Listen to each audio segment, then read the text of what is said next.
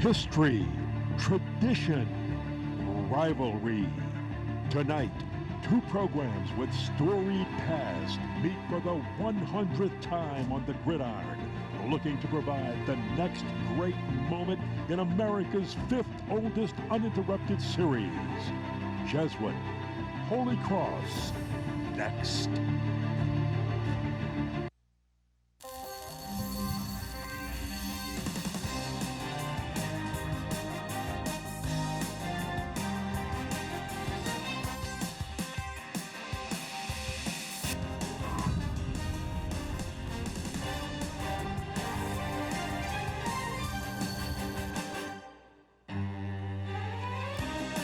From Tad Gormley Stadium in New Orleans, Cox Sports Television and Crescent City Sports are proud to bring you high school football. Tonight, it's the 100th meeting of one of America's greatest high school rivalries as the Jesuit Blue Jays take on the Holy Cross Tigers. Hello, everybody. With Wade Kaiser, I'm Ken Berthelot. And Wade, you and I have been part of the rivalry, as it's called, since the 60s as either a player, coach, or fan. What separates this game from any other game on the Holy Cross or Jesuit schedule? Kenny, let me tell you what separates this. It's the alumni, especially our generation of alumni, Kenny. We understood the importance of the game, the importance of the rivalry, whether it was a district game, whether it was a city championship, whether it was a state championship, which we're going to talk more about that tonight. Today's player, today's generation, doesn't really get that because every game they play is a rivalry. Mm-hmm. You know, whether they're playing somebody that they played against on the playground, they were in the junior highs together, they were all in travel teams together. What's important is guys like us, our generation, that we're teaching them that tradition. Yeah. It's an honor for us to teach them that tradition about how important this game is and this serious tradition, and this is still the game and still the rivalry in the city of New Orleans. The series history, Jesuit leads 57-40, and there's been one tie, and I tell you, it's been a good series throughout the years, and right now, since 2013, the home team has won every year. Right, and I've been part of a few of those, all right? As a player and a coach, we've been there. So, you know, you're talking the tradition, and like I said, teaching the young generation how important this game is because it's still, as I said, the rivalry, the game in the city of New Orleans. Now, this is supposed to be a battle between two very good defenses tonight, and we'll start with the visiting Jesuit Blue Jays because the defensive line is the strength of their defense, and that line is anchored by maybe the best defensive lineman in the Catholic League, a young man named Sonny Hazard. If he's not the best defensive lineman in the Catholic League, he's one of the best defensive linemen in the Catholic League. He might be the best defensive lineman in the city. He's coached by a guy named Troy Baglio. Now, let me tell you about a Troy Baglio coach defensive line, okay? They're aggressive, they're physical, and they're probably the best fundamentally sound defensive lineman on the field. The question is, how's Holy Cross going to be able to handle this guy, all right? You know, I'm going to tell you what everybody else did to him. They put two guys on him, and sometimes three. And you know what happens when that goes down. Usually nothing good for the team that's trying to double or triple team Sonny Hazard. That's right. On the Holy Cross side of the football, they are led by a middle linebacker who is a 4-year starter, Tyler Grubbs. Really, you need to watch this guy tonight because if you want to see great linebacker play, you really want to watch great linebacker play, watch 15 Tyler Grubbs tonight. 4-year starter. Led the district last year in tackles, all right, and has already committed to Louisiana Tech. Great football player. Quick thought. Have the coaches been able to take all of the rivalry stuff going around in this game? Have they been able to keep the players away from that and just focusing on football? Absolutely. I was just down on the field before the game, and I looked in the eyes of the players. I looked in the eyes of the coaches. They have these guys ready to play, which is going to make this a great football game tonight. We'll take a break. When we come back, you'll hear from the coaches, their thoughts on the rivalry. Guy LeCompte and, of course, Mark Sanji. I'm John Zollinger, New Orleans Market President at Home Bank. Please visit our new location at Clearview Parkway. It is equipped with the latest technology, but we haven't changed what makes us special, our bankers. Stop in and find out why more people are coming home to Home Bank. Ladies and gentlemen, in this Lamarck Automotive Complex is something called Quick Lane. Tires, wheel alignment, struts, servicing your transmission, and we want to get you in and out as quick as possible. You're going to love the experience.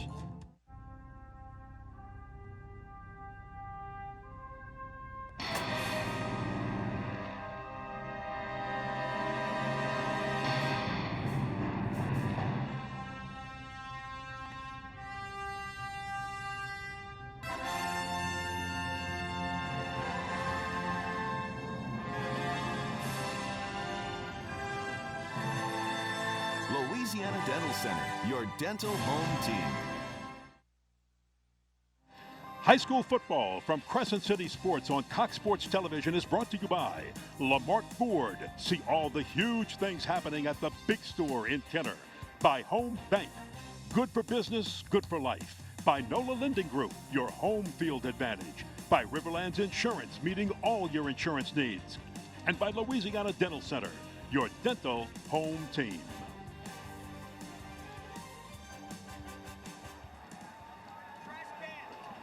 Welcome back to Tad Gormley Stadium. He's taking a look at the Jesuit Blue Jays. Earlier this week, we heard from both coaches about this game.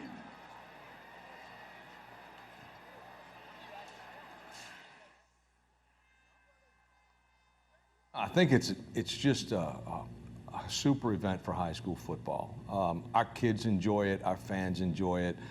I guess it's kind of reminiscent to what it was like in the 50s and 60s when these two teams were really great, and it was a great inner-city rivalry. Those kinds of fans come out and have a great time. I think the game means a lot to both sides, regardless of how good one team is or another or both teams. I have a saying, you don't know what you don't know. And last year when I came, I had no idea how big this rivalry is. And this is huge. This is huge for everyone involved. The memories and the history is just incredible.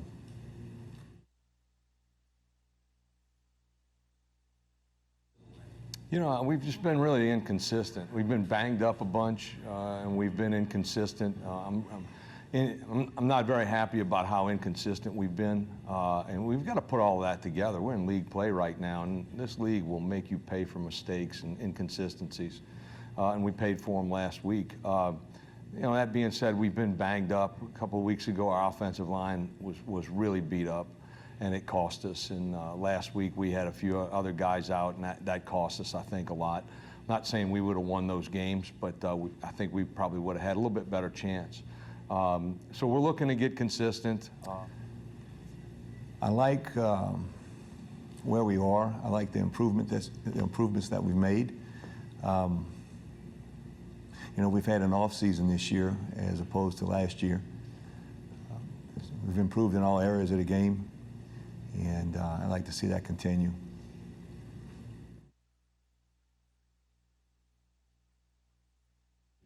He's grown up quite a bit personally and as a quarterback. You know, I think he showed a lot of guts last week by the way he played. He's been progressing like that all year long.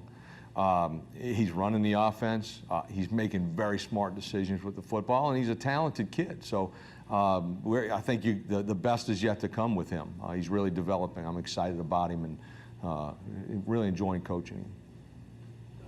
You know, having an off season with John this year, John's been phenomenal. He's a little over 60% completions right now. You know, we ask our quarterbacks to be good decision makers and to have accuracy, and John's got both. You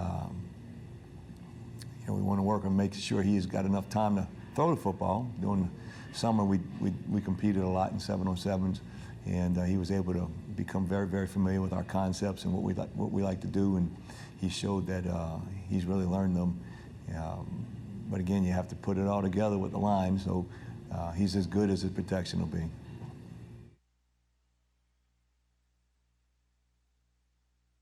The best set of receivers, the best core of receivers, I guess you could say, excuse me, that we've seen all year. I think they're a much improved football team over last year. Up front on both sides of the ball, I think they're really good. The quarterback does a great job getting the ball out of his hands quickly. He's very accurate. You know, so there are a lot of problems on offense that we've got to deal with. I think their secondary is equally as good to their core receivers. Good athletes back there, not afraid to strike you. They play the pass real well.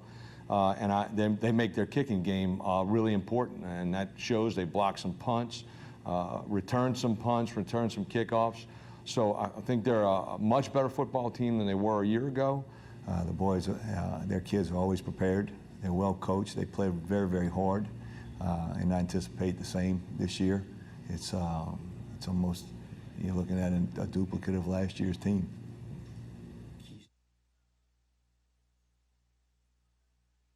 What we're doing, eliminate the penalties. We've been paying for a lot of yardage twice. It's unnecessary.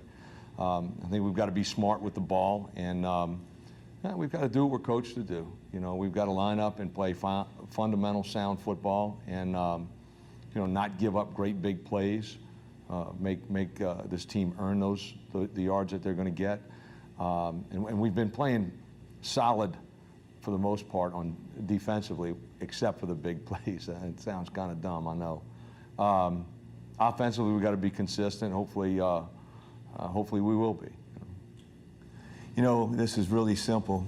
We make it more complicated than it is. It all goes down to execution, the basics, our alignment and assignment. But keys to victory is we have to block and we have to tackle, and we want to avoid mistakes and penalties.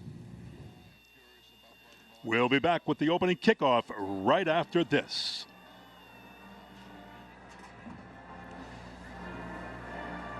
Riverlands Insurance Services, a team of professional agents serving Southeast Louisiana for over 40 years, focused on planning, implementing quality with personalized insurance. The strength of our company is our core of over 90 professionals specializing in the everyday needs of family to the complex world of business and risk management. Cost-effective insurance planning is how we help our families and our businesses every day. We don't wait for a disaster, we prepare for them. Count on Riverlands Insurance Services.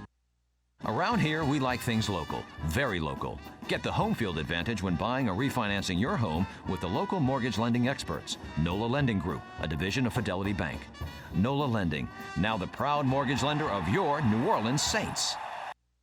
For more than half a century, Gills Bar has offered services, solutions, and support for businesses and associations looking for happier constituents and healthier bottom lines. To learn more on how Gills Bar can help your business, visit gillsbar.com. Great crowd here at Tad Gormley Stadium, City Park, New Orleans, for the rivalry. And we've got coaches and teams that are ready to go for this 100th meeting. Coach Mark Sanji knows, Wade Kaiser, that his team has to be sharp after making a lot of mistakes and getting pushed around last week.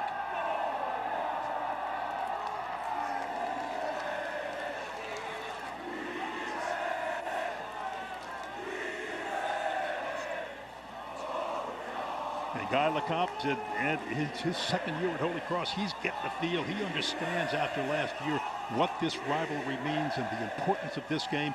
You explained that. Why is this game different from any other game on the schedule of Holy Cross and Jesuit? Wade, what's going through their minds right now? Just a couple seconds before kickoff is, I'm telling you, you're saying their prayers right now. Because that's what I was doing, all right? And, you know, you're saying your prayers that your kids are going to play hard and do what they're actually done, you know, coached to do. And that is the main thing that's going through your mind, that you hope that's going to happen for the next, you know, 4 quarters. Jesuit won the toss. They deferred. Holy Cross will have the football first. And, boy, it's good to see Tad Gormley just with this big of a crowd and its sidelines really packed, and we're just about set to go. Kicking it off will be Aiden Carbello, a senior, rather a freshman, whose dad was a kicker for the LSU Fighting Tigers. He'll short kick it, and it'll be pulled in at the 22-yard line by Sorrell, and he'll return for 8. And Holy Cross will put it into play right there. We'll see John Dade Wooten come in at quarterback. And this quarterback, sophomore quarterback, has done a good job taking care of the football, especially in the last 3 games, and that's impressed his coaching staff. Well, taking care of football is a key, Ken. We heard Guy LeCompte talk about how he's been coachable and how they've taught him to make sure they take care of that football, and that's one of the big things he's been dealing with. The running game is led by Calvin Hulbert. He'll get the call on first down, and he tries to test that Jesuit defensive front and gets just 1 yard. Holy Cross offense is brought to you by Riverlands Insurance. Let's take a look at the starters. Well, the guy we're going to want to look at tonight is Tyler Kirkwood. He comes in tonight averaging 19 yards a catch, Kenny. Look for him to be one of the favorite targets of Wooten tonight every time he throws the football. On second down, once again trying to run against that defensive front, and they stiffen and hold him for no gain. Stop made by Jack Stuckey. Take a look at the Jesuit defense. Brought to you by Riverlands Insurance. The guys to watch is that defensive line. We've already talked about Hazard, but also watch Ethan Branch, number 49, another one of those Troy Baglio coach defensive linemen for Jesuit. He's physical and very, very technique sound. Well, on third down and 10, we've got offsides on the Blue Jays. That'll help the Holy Cross Tigers have a short third down, 3rd and 5 now. Holy Cross definitely is like Jesuit. They want to stay on schedule, and having those penalties like that takes them off the schedule. So on third, with the help of the penalty, and 5, Wooten will throw complete. A stretch out catch by Tyler Kirkwood, and that's one thing he does so well. This young man, the senior receiver, 12 yards, first down, moves the chains, and he can lay his body out there and stretch out to make catches. I love how Wooten gets rid of the ball real quick. Got it out of his hands real fast. He got the ball into Kirkwood's hands off of a 3-step slant. Ball's delivered right on target. On first down, Tigers taking their time. Play action, they'll flip it out to Jaden Handy. And Handy get another first down for the Holy Cross Tigers. Austin Robert on the stop. You're seeing a lot of one high coverage right now at a Jesuit, Kenny. They're giving you a 1 safety high, which is a cover 3 look. So what they're doing and they're depending on is using those linebackers to get underneath the short routes. And so far, they just haven't gotten there. They'll try Hulbert again. And he'll turn the corner for a few yards on that right side. But Holy Cross wants to try to establish a running game, which they know is important, and they might have to use the passing game to do it, as Jubenfeld is there to stop Kelvin Hulbert, the leading rusher for Holy Cross. Well, they want to be balanced. We've seen them run the football, we've seen them throw the football, and that's one of the things that is a trademark of a Guy LeCompte offense, is they want to be balanced. So look for that to continue tonight. The run will set up the pass will set up the run. They'll also go tempo by getting their plays off of the boundary with no huddle. There's your second down play, and they'll pull in Johnson. And Johnson has room on the left side, and he'll be close to a first down, but a little bit short, I believe. They like the quick screens. Oh, he got it. He got it. He got the first down. Yeah, he did get it. 8-yard gain. One of the things that they do like to do is get the ball out of his hands quickly, especially in all the little bubble screens off of the read option. You're going to see RPOs tonight. We're going to see them reading linebackers and getting rid of the ball to the number 2 receivers quickly off of the reads. Pretty good mix of the run and the pass for the Holy Cross offense on this first offensive series of the game. This time they'll put 2 blockers to help the quarterback. They'll go to Jalen Handy. Handy tries his speed around the end, but he's not fooling anybody. And a great defensive play made by Carson Miller. Carson Miller does a great job coming up from his strong safety position right there. Jesuits gone to their 3-down defensive line front, their 3-2 look up front. They're going to want to try to stop the run now with the 5 guys in the box and play the perimeter with their secondary, with 2 high deep in the back of the secondary. They did a nice job right there coming up and forcing the run back inside. 5-yard loss makes it 2nd down and long, 2nd down and 15. John Dade Wooten looking, he was going to go to the short man. And that'll be Johnson again, just trying to get some of the lost yardage back. And that'll bring up 3rd down and 9 after the 6-yard gain. Right there, Kenny, if you notice, a couple missed tackles right there. Jimbo Hotard comes up from his strong safety position, outside linebacker position, gets in the perfect place to be able to make a tackle, number 57, Jimbo Hotard, and he just misses that tackle.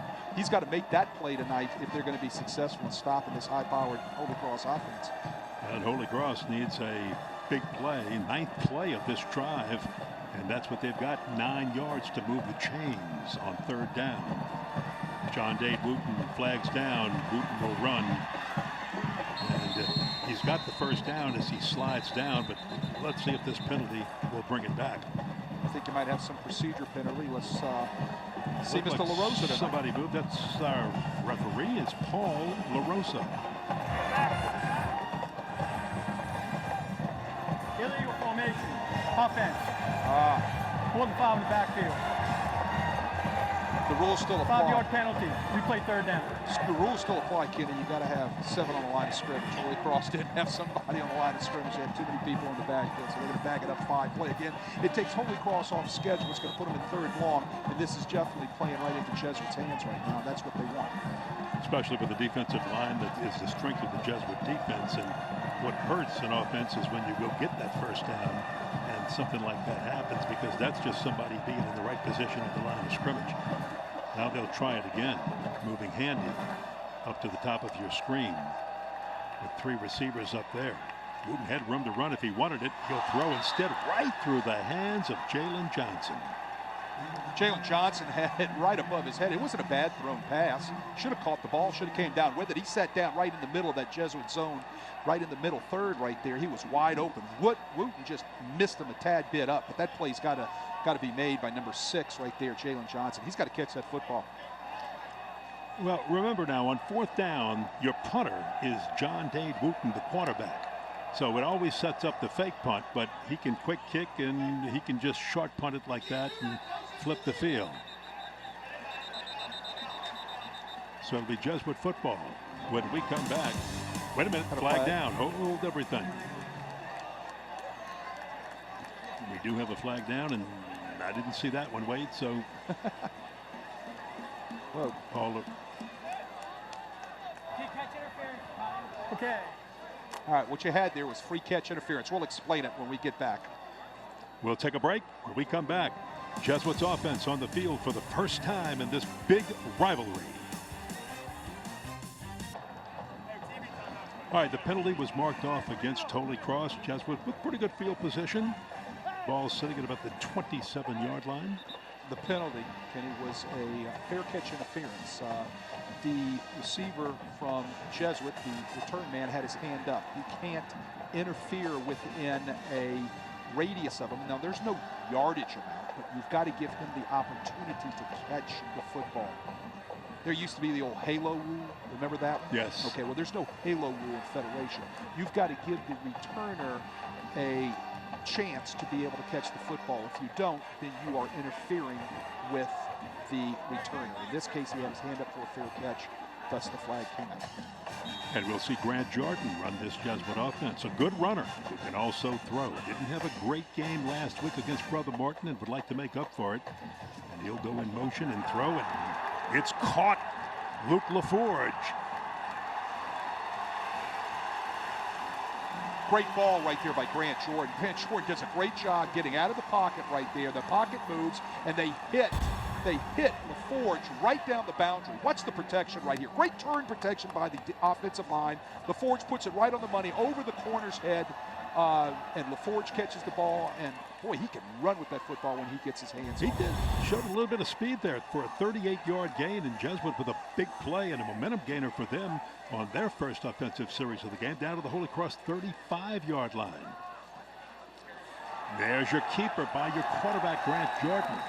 I think we'll see a little bit of that tonight. And, you know, one thing we're looking at on this offense as Jordan gains 3 is whether or not, well, we'll talk about this in just a moment. Let's talk Jesuit offense first so you can see who the starters are. And this is brought to you by Riverlands Insurance. Okay, the guy we're going to want to watch, and he just came off the field, is Raider Jackson, number 21. He's one of the pair of running backs you're going to see tonight for the Jesuit Blue Jays that's going to be deployed. He has all the skills needed to be and get the job done to do a great job for that Jesuit running game. And here again, Grant Jordan with the snap. He'll keep. One of the big questions was whether Luke Besh and Luke LaForge would play. We'll talk about that in a moment because the Holy Cross defense, we're going to show you those starters brought to you by Riverlands Insurance. The guy you're going to want to watch here is number 8, Colby Gage. He's going to be an impact player in all 3 phases of the game tonight. Last week, he blocked a punt against Shaw. He will play a little offense, and then he does a great job as a strong safety outside linebacker for the Tigers on defense. Luke LaForge is starting in this game, but we don't see Luke Besh, so both were game-time decisions at wide receiver as Jesuit will just keep it and push forward on 3rd down and short for the 1st down and a gain of 2 where they needed 1. We've seen Grant Jordan run the ball a couple of times so far on this series, Ken. You look for him tonight to run the ball. He's going to add a dimension to that Jesuit offense back there, being the 2nd or 3rd running back in the backfield, which makes it extremely hard for Holy Cross to have to defend. And look for him to do a lot on a lot of read options, counter read options, quarterback ISOs. Yeah, the game against Brother Martin last week, Jesuit didn't have their top 3 receivers, Luke Besh, Luke LaForge, or Joe Lombardi. And the clock is ticking down to the hydration break, and we will take one with the teams. Jesuit driving when we come back. 42 years in a row. Ford F-150, #1 seller in America. What about in the USA? Let's see, what about in the world? Who sells more trucks than Ford? Nobody. It's because the Lamarck team is the real team. All that makes it happen is one goal. Everybody having a great experience at Lamarck Ford. We became #1 for a reason, because we're good. And we need to prove it every day, every deal, all the time. I can't tell you how many people tried to discourage me when I said, I'm opening up a haunted house. How he comes up with this stuff in his head and designs it is mind-boggling. If you love doing something, don't let anything or anyone stand in your way. If you want to be successful, you have to do what you love, even if it's a really strange thing like opening up a haunted house and scaring people for a living.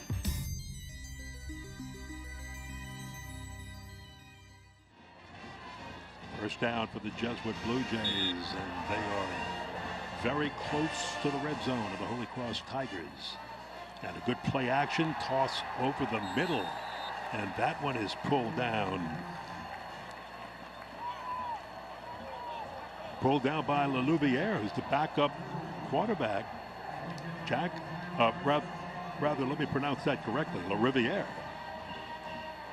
Well, Riviera lines up in the H-back position, kind of hidden in there, snug as a wing and on a tight end. And what does he do off the play-action pass right there? They get the linebackers to go, opens up the seam right down the middle, and Grant Jordan hits him right in the chest. Raider Jackson on the carry. Jesuit just pounding against that Holy Cross defensive line. Again, we were expecting a slugfest between the 2 defensive lines, and we're seeing it.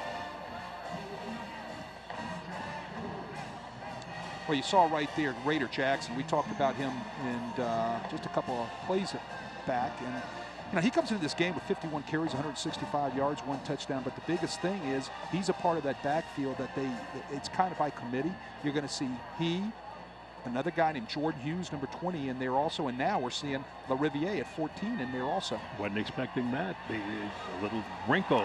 Oh, what a catch in the end zone for a touchdown by Luke LaForge for 11 yards. For a young man who was a game-time decision, he just showed what he means to this Jesuit offense with a fantastic end zone catch for 6. Well, wide open, and I tell you what, Grant Jordan delivers a nice touch on that football, Kenny, to put it right in his hands. And then you saw the athleticism right there of Luke LaForge going up and grabbing it at its high point and coming down in the end zone. The Jays are the first team to get on the board tonight in the rivalry. And the kick by Aiden Corbello is good. Timeout. 7-0. Jesuit on some passing wizardry by Grant Jordan to Luke LaForge. Tell me about it. The kids need braces, I need a root canal, and Dad's old dentures are broken. That means 3 dental appointments all across town. Bobby Abear? Mom, you need to call Louisiana Dental Center. They see kids and adults and have specialists at every location. They even have Friday and Saturday appointments. That's great. I'll call him now. But who's gonna do the dishes? Yeah, I know, me and my big mouth. Riverlands Insurance Services, a team of professional agents serving Southeast Louisiana for over 40 years, focused on planning, implementing quality with personalized insurance. The strength of our company is our core of over 90 professionals specializing in the everyday needs of family to the complex world of business and risk management. Cost-effective insurance planning is how we help our families and our businesses every day. We don't wait for a disaster, we prepare for them. Count on Riverlands Insurance Services. Jesuit with a touchdown to get things started, and that young man right there, number 11, Luke LaForge, what a circus catch. Well, he has nice touch on the ball. That's the first thing I noticed when he throws it. If he has to put some mustard on it, he can rifle it in there. And then when he has to put a little height on it with a little bit of touch and drop it in the basket, he can do that. He's got a lot of talent. Plus, he can run the football. So here with 4:52 remaining in the first, the Blue Jays kick off to the Tigers again.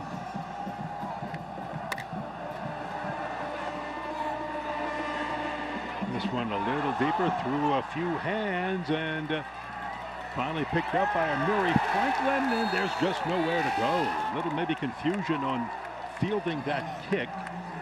Here are tonight's keys to victory presented by Lamarck Ford. Well, what Jesuit's going to have to do tonight is they're going to have to get physical offensively. There's no doubt about it. They're going to have to be able to physical and out-physical Holy Cross. Defensively, they're going to have to disrupt up front. They're going to have to be able to tear things up on that offensive line of Holy Cross and make things happen. What does Holy Cross have to do? They got to get their playmakers out in space. We saw that a little bit on their first drive, Kenny. They got to make sure that they do that all game to try to put some pressure on that Jesuit defense, and then they've got to keep that Jesuit offense. When they're on defense, Holy Cross got to keep them off schedule. Holy Cross will run it again, and this time Hulbert's breaking tackles. Look at Kelvin Hulbert go, but wait a minute, flag is down. Well, that's one of their athletes getting out in space right there. He's getting out on the edge. Nobody was there to set it. And that's what happens when you can have your athletes out running around in open field, and you're going to get huge gains unless you have penalties. Illegal block in the back. Offense number 6. 10-yard penalty. First down. 10-yard penalty from that particular spot. It's a spot foul. It's going to back them up, and it's going to take Holy Cross off the schedule right there. Yeah. Negate a nice run by Hulbert. Al Hulbert had the big gainer. You know, Hulbert comes in with some nice numbers. 29 carries, 185 yards, 3 touchdowns. He's averaging 6.6 yards a carry. And you're going to see a little running back by committee back there tonight, too, from Holy Cross. A good play action by Wooten. He's in trouble, and Wooten's caught and dropped. And good pressure coming at that time by Ethan Branch, and he had some help. I believe that was Evan Tafaro. Yeah, Evan Tafaro. Watch Evan Tafaro get off the ball right here. Power rush, boom, shrug.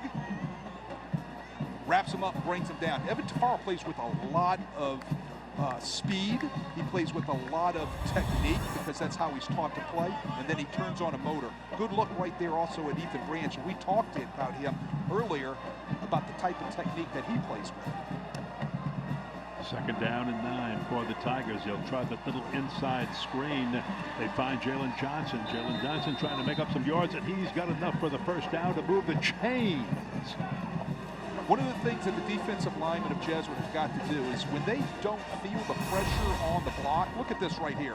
Stop, retrace, stop, retrace, stop, retrace, right there. That's what 49 needs to do the minute he feels something is up.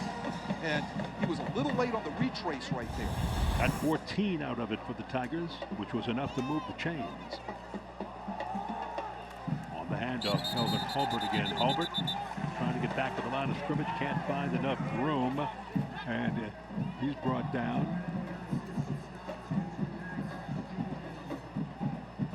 One thing Holy Cross really is trying to do is establish this running game, and sometimes they break one or two, but they've hurt themselves a few times, and Hulbert's been having trouble springing it. Well, try to stay balanced. You know, they want to be able to mix the run with the pass, and as I said, Guy LeCompte likes to do that. He's done that everywhere he's been, and they've got a bevy of running backs over there at Holy Cross that they can do that with, and then we all know about John Wooten's arm, how he can rifle that thing downfield. Jalen Handy shifts right next to his quarterback. They'll play action to him and throw it, and that might be enough for the first down. It's going to be very, very close. Tyler Kirkwood just all over the field can make some good things happen. William Hawkins brings him down. That RPO right there, he's reading that play side linebacker. Boy, I tell you what, if I had a telestrator, I could circle number 54, Max Jubenville right there. Comes up and bites on the RPO, and they run the slant or the hook route right in behind him, and the ball's delivered perfectly. That's great execution by the Tigers on the RPO. You know, if you keep asking for that telestrator, you may get it for Christmas. Well, I drop it in every week. I drop it in every week. Nobody seems to be listening to me down in the truck. Yeah, let's see. I think we have a little disconnect. Hold on. First and 10 for Holy Cross. Yes, number 90. 5-yard penalty. Remains first down. That was Sonny Hazard right there. He jumps a little bit and gets a little antsy. Now, we haven't called his name much, but you don't want to know why, Kenny? Double team. They're double teaming him everywhere. So you're going to have to see Branch step up, Dinwiddie step up, Tafaro step up. We've already seen Tafaro step up on a sack.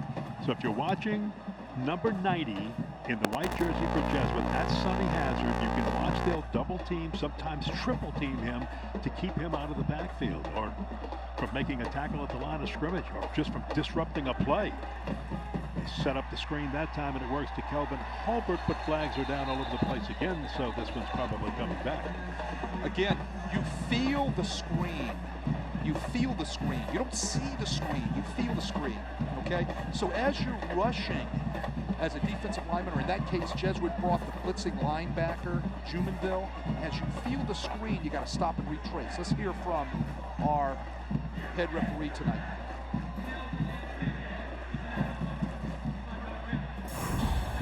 Illegal lineman downfield. Look at right here. They need to retrace right there. You can see the linemen are a little bit downfield. The reason being is because the ball was not thrown behind the line of scrimmage. It was thrown past the line of scrimmage. The linemen were downfield, so the timing was off and kind of whacked up, if that's a word you want me to use, from Wooten right there. He needed to deliver the ball a little bit quicker to that running back.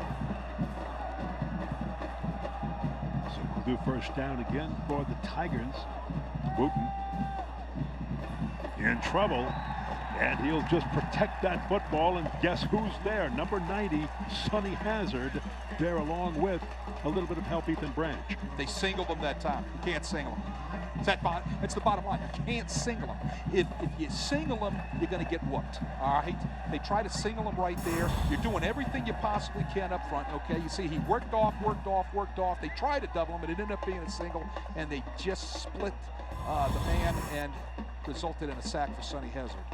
You know, he's one of the team captains, all right? And, the guy, from what I understand after talking with Coach Sanji and Coach Baglio and everything, he's one of the hardest workers that they have in the weight room and in the offseason. And he gets Jesuit the second sack on this drive. His dad, of course, was an All-American at Jesuit, All-SEC at LSU, and the team captain at LSU, John Hazard.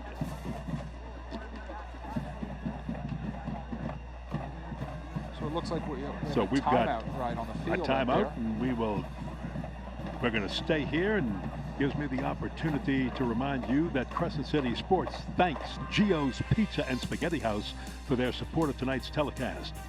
Whether game day is Thursday, Friday, or Saturday, Gio's is the perfect spot for your pregame meal.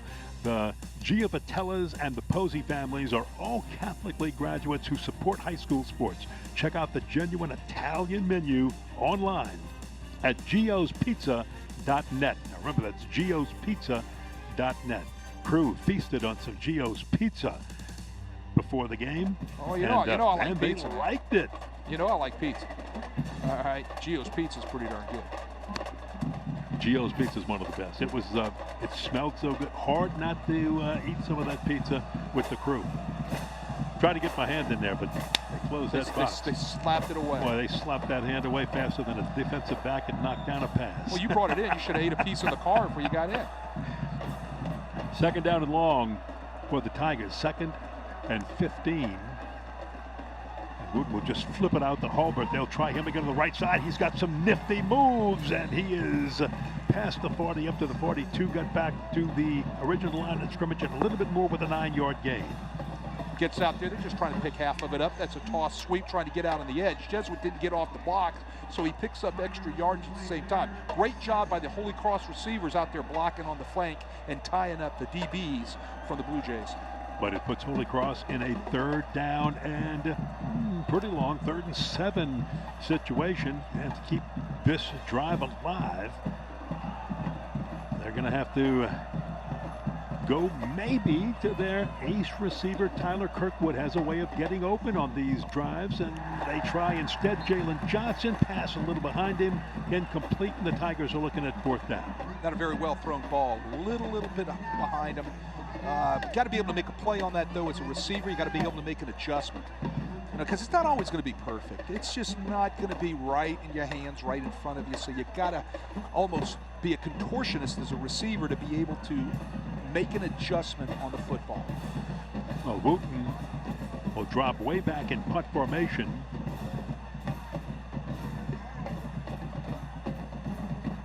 It's a good snap. Ooh, it's a high one. Fair catch. He'll be called for, fumbled it, and Tigers say they got it. Right through his arms, Kenny, right through the breadbasket. Went down on the ground, and they're all tied up down there. We haven't got an official look yet.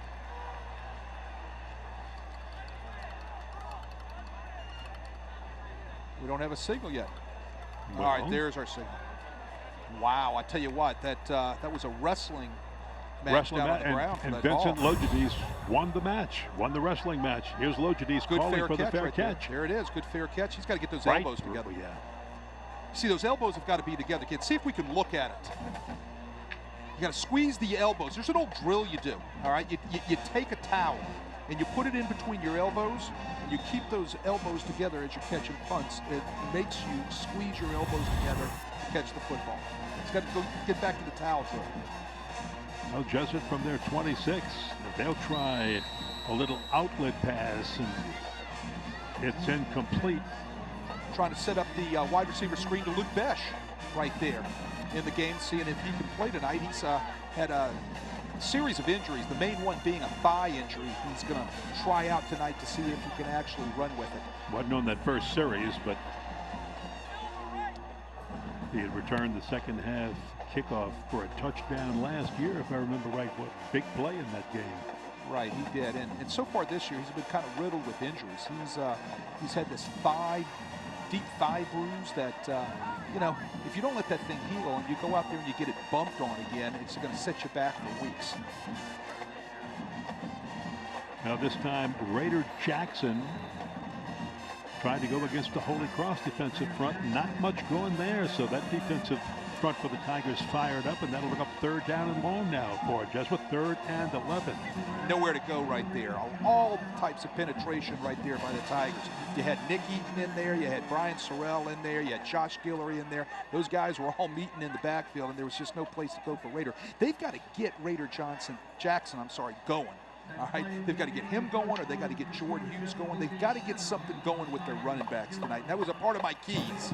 That was the first Holy Cross tackle for loss in this game. We have played 1 quarter, and Jesuit has the only points on the board, a touchdown, and leads the Tigers of Holy Cross 7-0 in the 100th meeting of these two teams. I'm John Zollinger, New Orleans Market President at Home Bank. Please visit our new location at Clearview Parkway. It is equipped with the latest technology, but we haven't changed what makes us special, our bankers. Stop in and find out why more people are coming home to Home Bank. Having a collision center on the premises where you sell new and used vehicles is a dream come true. We fix cars and trucks. We do all makes and models. It's open now. One thing about us, we strive for perfection. Our pre-owned department is magnificent. We are Kelly Blue Book authorized dealer. All makes and models, we're buying them every day. We will purchase your vehicle. We will pay off your existing loan, whether you buy a car or not. Around here, we like things local, very local. Get the home field advantage when buying or refinancing your home with the local mortgage lending experts. NOLA Lending Group, a division of Fidelity Bank. NOLA Lending, now the proud mortgage lender of your New Orleans Saints. Welcome back to Tad Gormley Stadium. Look at the crowd. This place is always looking so great crowd-wise when these two teams get together. I like to say overflow, not quite overflow, but there has been times in the series when there was standing room only, and right now, a good crowd tonight at Tad Gormley for the 100th meeting of these teams. You see the teams wearing the 100 sticker on their helmet to signify the importance of this rivalry game and what it means to everybody involved. Jesuit with the football on third down, looking for the first down, and it's right in near the hands of Luke LaForge. He just couldn't hold it. Luke LaForge had the edge on Connor Winslow out there defending for the Tigers. Ball put right in his hands. That's a great thrown pass by Grant Jordan. You couldn't put it anywhere else. Yeah, Luke knows it too. Yeah, I mean, he sees it. Now remember, Luke, as well as Luke LaForge and Besh were both questionable as to whether or not they would play in this game. Fourth down. And they've got to get the snapper, long snapper on the field. Luke LaForge had to go back out there and... Right. He forgot to go back. Forgot it's fourth down. Right. Yeah. Well, no, he was upset he dropped the pass. So Gonaldo punts it, and they will just, the Tigers, let it roll. And Holy Cross will have it at their 32 after a 40-yard punt by the Jays to start this second quarter of play. Well, so far as we look at one quarter, has each coach gotten what they hope or established what they hope to establish offensively and defensively in this game, Wade? Well, Holy Cross wants to establish some continuity from the standpoint that they've been hurt by the penalties so far tonight, Kenny, and they're going to have to be able to clean that up if they want to continue to put drives together and come away with points. Now this is their best starting position to do that. Let's see if they can take advantage of it. And nowhere on the right side. Again, we talked about the strength of the Jesuit defensive line, and when you run across that defensive line with that big guy right there, Sonny Hazard, down at the bottom of it, it's hard to go against him. Well, Sonny Hazard presses you and shrugs you, and he's off and running. I mean, he is so physical, and he is so very well trained as far as technique is concerned. It's hard to move the ball on a defensive front like that. And they're stopping the run right now with 3 down defensive linemen, so that allows to put more in the perimeter to stop the pass. And Wooten will try to go to the pass, but here comes the sack, and that's made by Ethan Branch. It drops in for a 7-yard loss. You know, he was the sack leader coming in tonight for the Jays, 4.5, 4.5 sacks. Watch him get off the ball right here. Look at this move. Swim, rip, tackle. Great technique. Brings up third down now for Holy Cross. Got to change things up and move here in the right direction on this series. They've got to get the ball out quicker, Kenny. They got to go back to what they were doing in the first series. Get it out quicker into the hands of their receivers on those quick screens, especially into Tyler Kirkwood's hands. Now that first series was a good drive. Tigers hurt themselves with a penalty after they had made a first down, and the drive kind of ended, and there's another dropped pass right there. My goodness, this one, Christian Calamari. And Calamari, a big name for the Holy Cross Tigers. A lot of Calamaris have played in years past in this rivalry and for Holy Cross. And I know Christian's going to just walk off and be really upset with himself for dropping that one. Third drop pass tonight by the Tigers. The ball was right on the money by Wooten. Calamari, that's a long time Holy Cross name. That goes way back, doesn't it, Kenny? Oh, man. Mike Calamari, I remember played for back in the late 50s and then went on to play Tulane. He was an All-American for Holy Cross and then ended up being All-SEC on Tulane teams back in the late 50s that had de-emphasized football and were, at that time, almost winless. And you make All-SEC for 3 years in a row. Good punt, and Jesuit will have the football when we come back. 43 yards on the punt.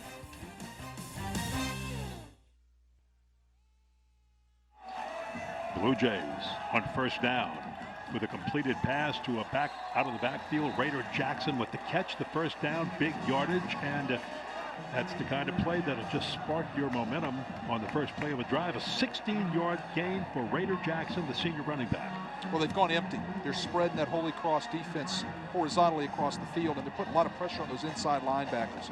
And they're getting rid of that ball very quickly, and it works for another completion this time. And again, this time, Luke LaForge didn't drop that one, came back and made the catch. And if Luke's been bothered by an injury, it's not showing up on this, or at least in this first half up to this point. He didn't play against Brother Martin last week, and he was a game-time decision. Jesuits picked up the tempo a little bit. They're getting in and out of the huddle real quick. This is definitely a new formation we've seen of them tonight.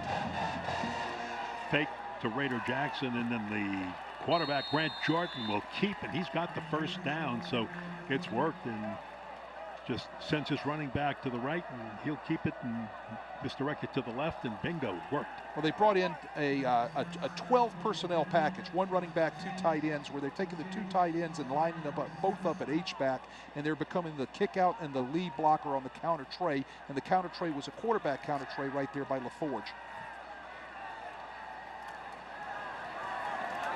Got a little reverse.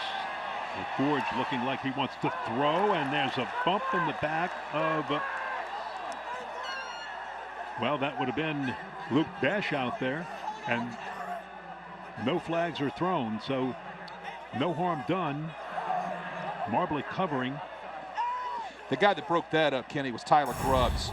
We talked about Tyler Grubbs earlier in the night, and look at Tyler Grubbs scraping off the edge right there, there. He didn't get the tackle, but, whoa, my goodness, could have been a flag right there on Ernest Marbley. A bump. We had a bump there, but Tigers got away with one. So. Well, did they get away with one? My goodness. But going back to Tyler Grubbs again, he scrapes perfectly, and he's the guy that disrupted that pass. Jordan, he'll just throw it away this time. And another flag is thrown. And now a late flag comes in. Well, you might have something in the secondary. The second one might be grounding, possibly. I did not see a white jersey in that area. Well, I did see one white jersey in the area. I'm just wondering what the second one was for. And Allen, well, not sure. Let's wait and see. Aiden Pacheco was the only Holy Cross Tiger. I missed a lot of white jerseys. And this is one that we just let Paul LaRosa and his crew sort it out and explain to us what this might be. I think they're thinking about ordering from Gio's. That's what they're talking about. Wouldn't blame them. Good pizza. I wouldn't be surprised if you don't see one of these being picked up, possibly, if they're both against the same team. Well, I didn't see anything out of the corner of my eye, except that I thought there was a white jersey in the area, so I didn't think that would be grounding. Okay, here we go. Let's see. Let's see what LaRosa says.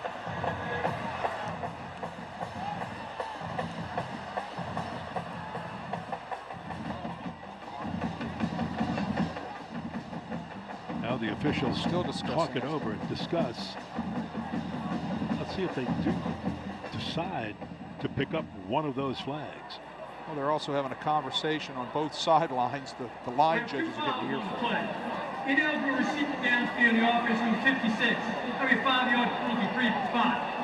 Dead ball, personal foul on the defense. That'll be a 15-yard penalty. Result, first down. All right, right. So that we have one live ball, one dead ball here, Kenny, and for our viewers out home. When you have a live and a dead ball, you're going to enforce both of them. You're going to walk one, walk the other, and then you're going to play from where the ball lies. So it's going to give a first down to the Blue Jays. So they'll play first down once they get the chains set up. Chains aren't set, and that's why the officials step in right here. And it also says second down on the downs marker. They've got to flip that back to the correct down. Looks like they're changing now. Now they've got it. So what you had is a personal foul. That was the dead ball. The live ball was a lineman downfield on the pass. So one is live, one is dead, and as I explained, you're going to enforce both of them. And Mark Sanji says, my goodness, I'm going to have to go fix the chain and the downs marker myself. This time to give to Raider Jackson, and he will try the right side and gets 1 yard. Most of the time, running for both of these teams has been a little tough against two very good defensive lines. Watch number 15. Whack. Tyler Grubbs. Oh, is that nice? That's great linebacker play. That's the way to fill the hole right there by Tyler Grubbs. Louisiana Tech commit. Yeah, yep, there you go. At the same time. They both jinxed each other, said it at the same time. He is a football player. He is an outstanding linebacker. Kind of kid who just makes game-changing hits. 4-year starter. Jordan on the roll. Good escape. Good move. And he'll throw it long down toward the pylon. Incomplete. Guys, come on, intended for Luke Besh. We got Tyler Grubbs again scraping every time. Here's Holy Cross's answer. Every time that you get Jordan running off of the edge, they're going to scrape the linebacker, Tyler Grubbs. The guy that makes that play and gives Jordan the chance to throw the ball right there was Raider Jackson picking up Grubbs on the edge on the block. So, but that, I just wanted to show everybody at home again, this is the answer Holy Cross has come up with to contain and keep Grant Jordan in the pocket. Well, Grant Jordan under a heavy rush that time releases quickly, and Luke LaForge can't catch up to it, and boy, he took a hit after that one. Took a hit right there. He needed to hold on to that. That hit him in his hands. I always had a rule, hit your hands, catch the ball. We'll watch this hit also on quarterback Grant Jordan, and there Luke LaForge, remember, coming off an injury, game time decision that he was healthy enough to play, and took a big hit there. So now the Jays looking at 4th down and 9. They'd like to get a little help, so maybe pulling the Tigers offside, but the snap.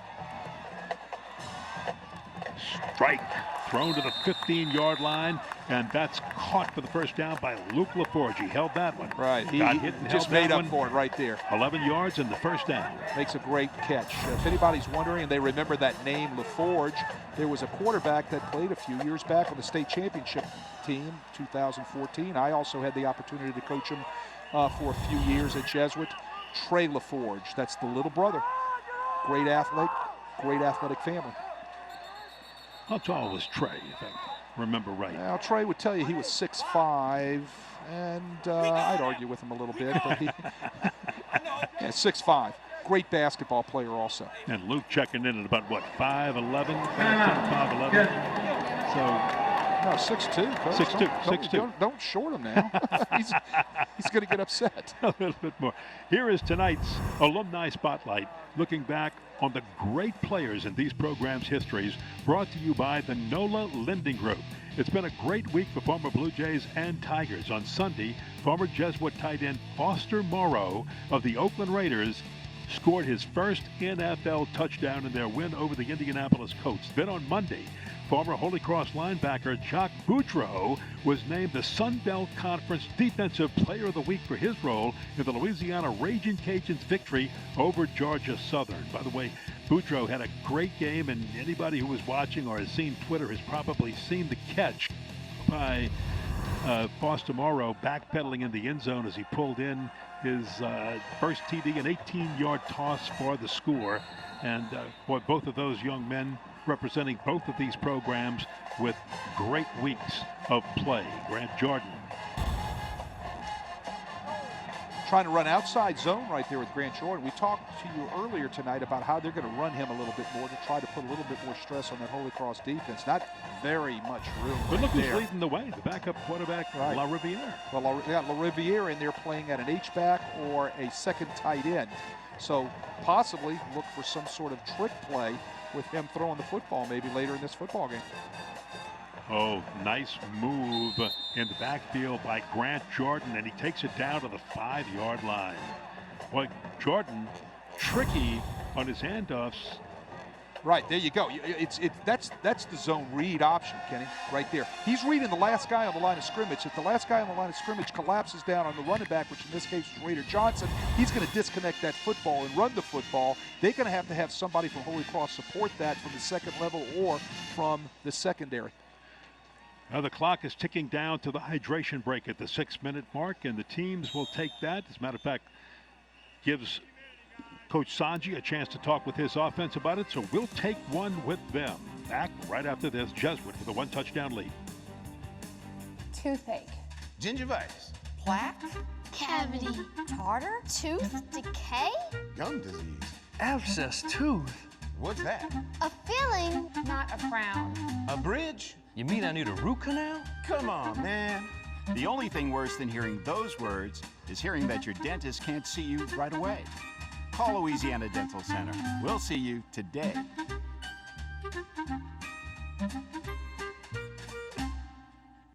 I can't tell you how many people tried to discourage me when I said, I'm opening up a haunted house. How he comes up with this stuff in his head and designs it is mind-boggling. If you love doing something, don't let anything or anyone stand in your way. If you want to be successful, you have to do what you love, even if it's a really strange thing like opening up a haunted house and scaring people for a living.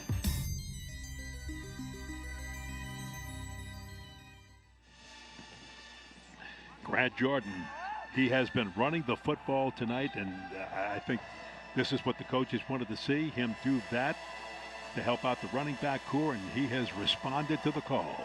The fake to Raider Jackson. Jordan in trouble. He'll throw it into the end zone. Has a man. Touchdown, Luke LaForge. His second touchdown of the game. A 6-yard strike from Grant Jordan, who was money on that one. Grant Jordan runs bootleg off the play action, sprints to his left, and Luke LaForge comes from all the way on the other side of the formation from our right to the left. He's looking at 33 first right there at the backfield. Scheibler, he's covered. Look, Luke LaForge is trailing on the back line of the end zone, which is what he's supposed to do, is the widest receiver on the formation. Wide open, nobody accounted for him on the Holy Cross defense. The Jays put another score on the board. Aiden Corbello drills the extra point, and it's 14-0 Jesuit with 5:53 remaining in the first half. Here's another look at it. Watch LaForge find the back line here. He'll come into your picture in a second. Great move right there by Jordan, evading the rush. And bang, right there, running along the back line of the end zone. Ball's put right on the money for another touchdown for the Blue Jays. Well, for a guy who wasn't sure he was going to play in this game, he's having a heck of a first half with 2 touchdown catches for 11 and 6 yards. Right. I mean, 68 yards all night. Seems to be okay, doesn't he? I think so. 3 touchdowns on the year now, and wow, what a special night for this young man. Remember, did not play last week against Brother Martin, as did Luke Besh, and both have come back and been at least Luke LaForge has been a major part of the offense. Besh has been in there, had a couple of tosses thrown to him, has not been able to pull him down, but doesn't seem to have any ill effects that's showing up. And maybe the return of these two guys has been just a bit of a boost for the Jesuit offense. Well, I think what they're doing is they're getting good quarterback play tonight too also. And you're seeing Grant Jordan able to read the zone reads. They're running them a little bit more. You're seeing a few different formations that you hadn't seen in the past couple of weeks out of the Blue Jays. And Tigers right, fumble so it out of bounds. That's all a big mix for what's going in for their offense.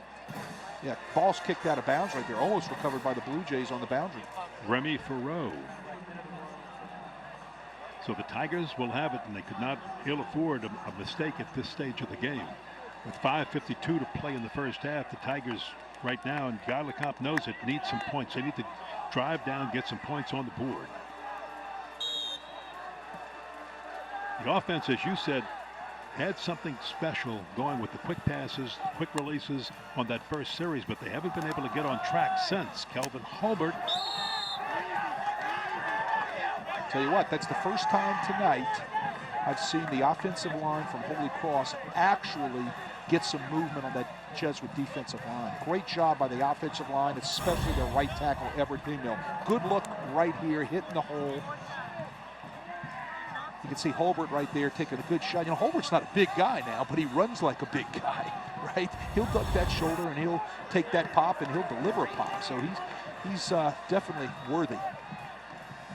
Came in here with 185 yards rushing, has done most of the heavy lifting for that offense, and they'll try him again, and he'll try that middle and not get much, just a yard or two as it closes up quickly, and that makes it 3rd down and 5, and the Tigers in a must first down situation coming up. Saw Max Jubinville right there, 54, step up into that hole and make a nice tackle. He's the Blue Jay tackle leader, 16 solos, 13 assists coming in on the night.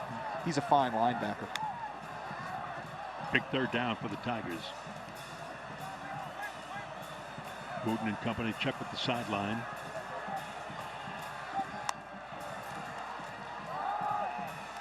No, they're going to try Hulbert, and it won't work.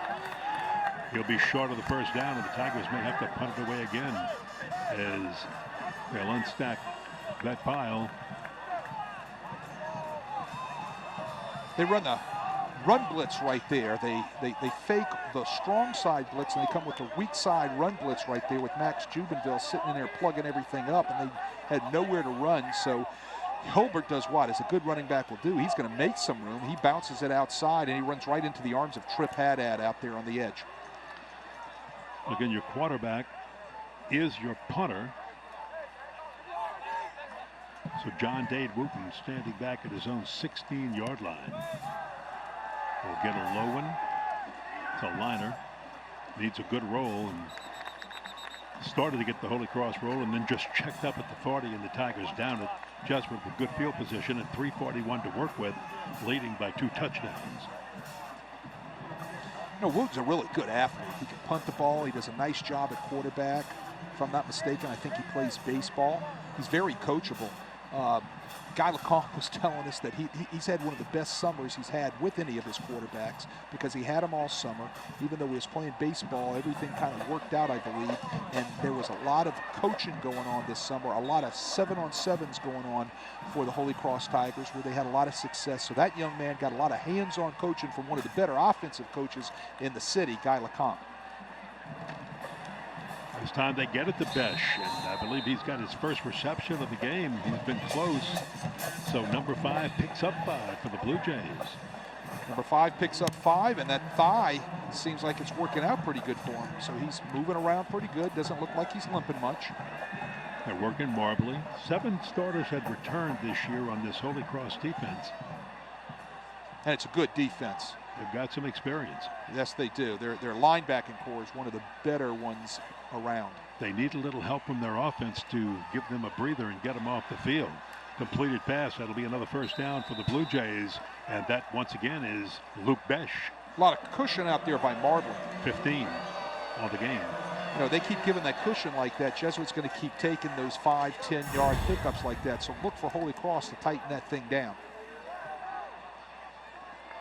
Well, Luke Besh was, again, we talked about why he didn't play last week. A little bit of a trouble, or a problem rather, with his thigh. Not ailing him tonight in any way. He'll go to Raider Jackson, and Jackson will pick up 1. Well, Raider Jackson just pounds up the inside zone up inside. Not much room to go right there. Now, he's not a big guy either, but he carries a load when he runs now. He's not afraid to duck his shoulder and deliver the lick right there also. Aiden Corbello, as a freshman, is an excellent field goal kicker, so Jesuit doesn't have to go for it all. They can get down as the clock runs down and get close enough to try to put a few more points on the board. If they can't get it into the end zone, that one incomplete, going deep for Luke Besh one more time. Well covered that time. Marbly. Jesuit trying to take the top off the defense right there, taking a shot downfield. Great coverage by Marbly. Marbly did not let the top come off. He stayed on top of the receiver, kept his cushion just right, played the ball well. Great job by Ernest Marbly on that deep throw by Jordan. Looking at 3rd down for the Blue Jays and 9. Oh, big rush coming from the near side, and they get him. That's Pacheco. Aiden Pacheco from the right side, untouched. You know, Aiden Pacheco lines up in a lot of places. They'll line him up on the line of scrimmage. They'll line him off the line of scrimmage. Take a look at this. He's coming off the left edge there, and whack. Hello. Whoa, that ball's lucky it stayed in the arms of Jordan. That's a huge hit by Pacheco right there.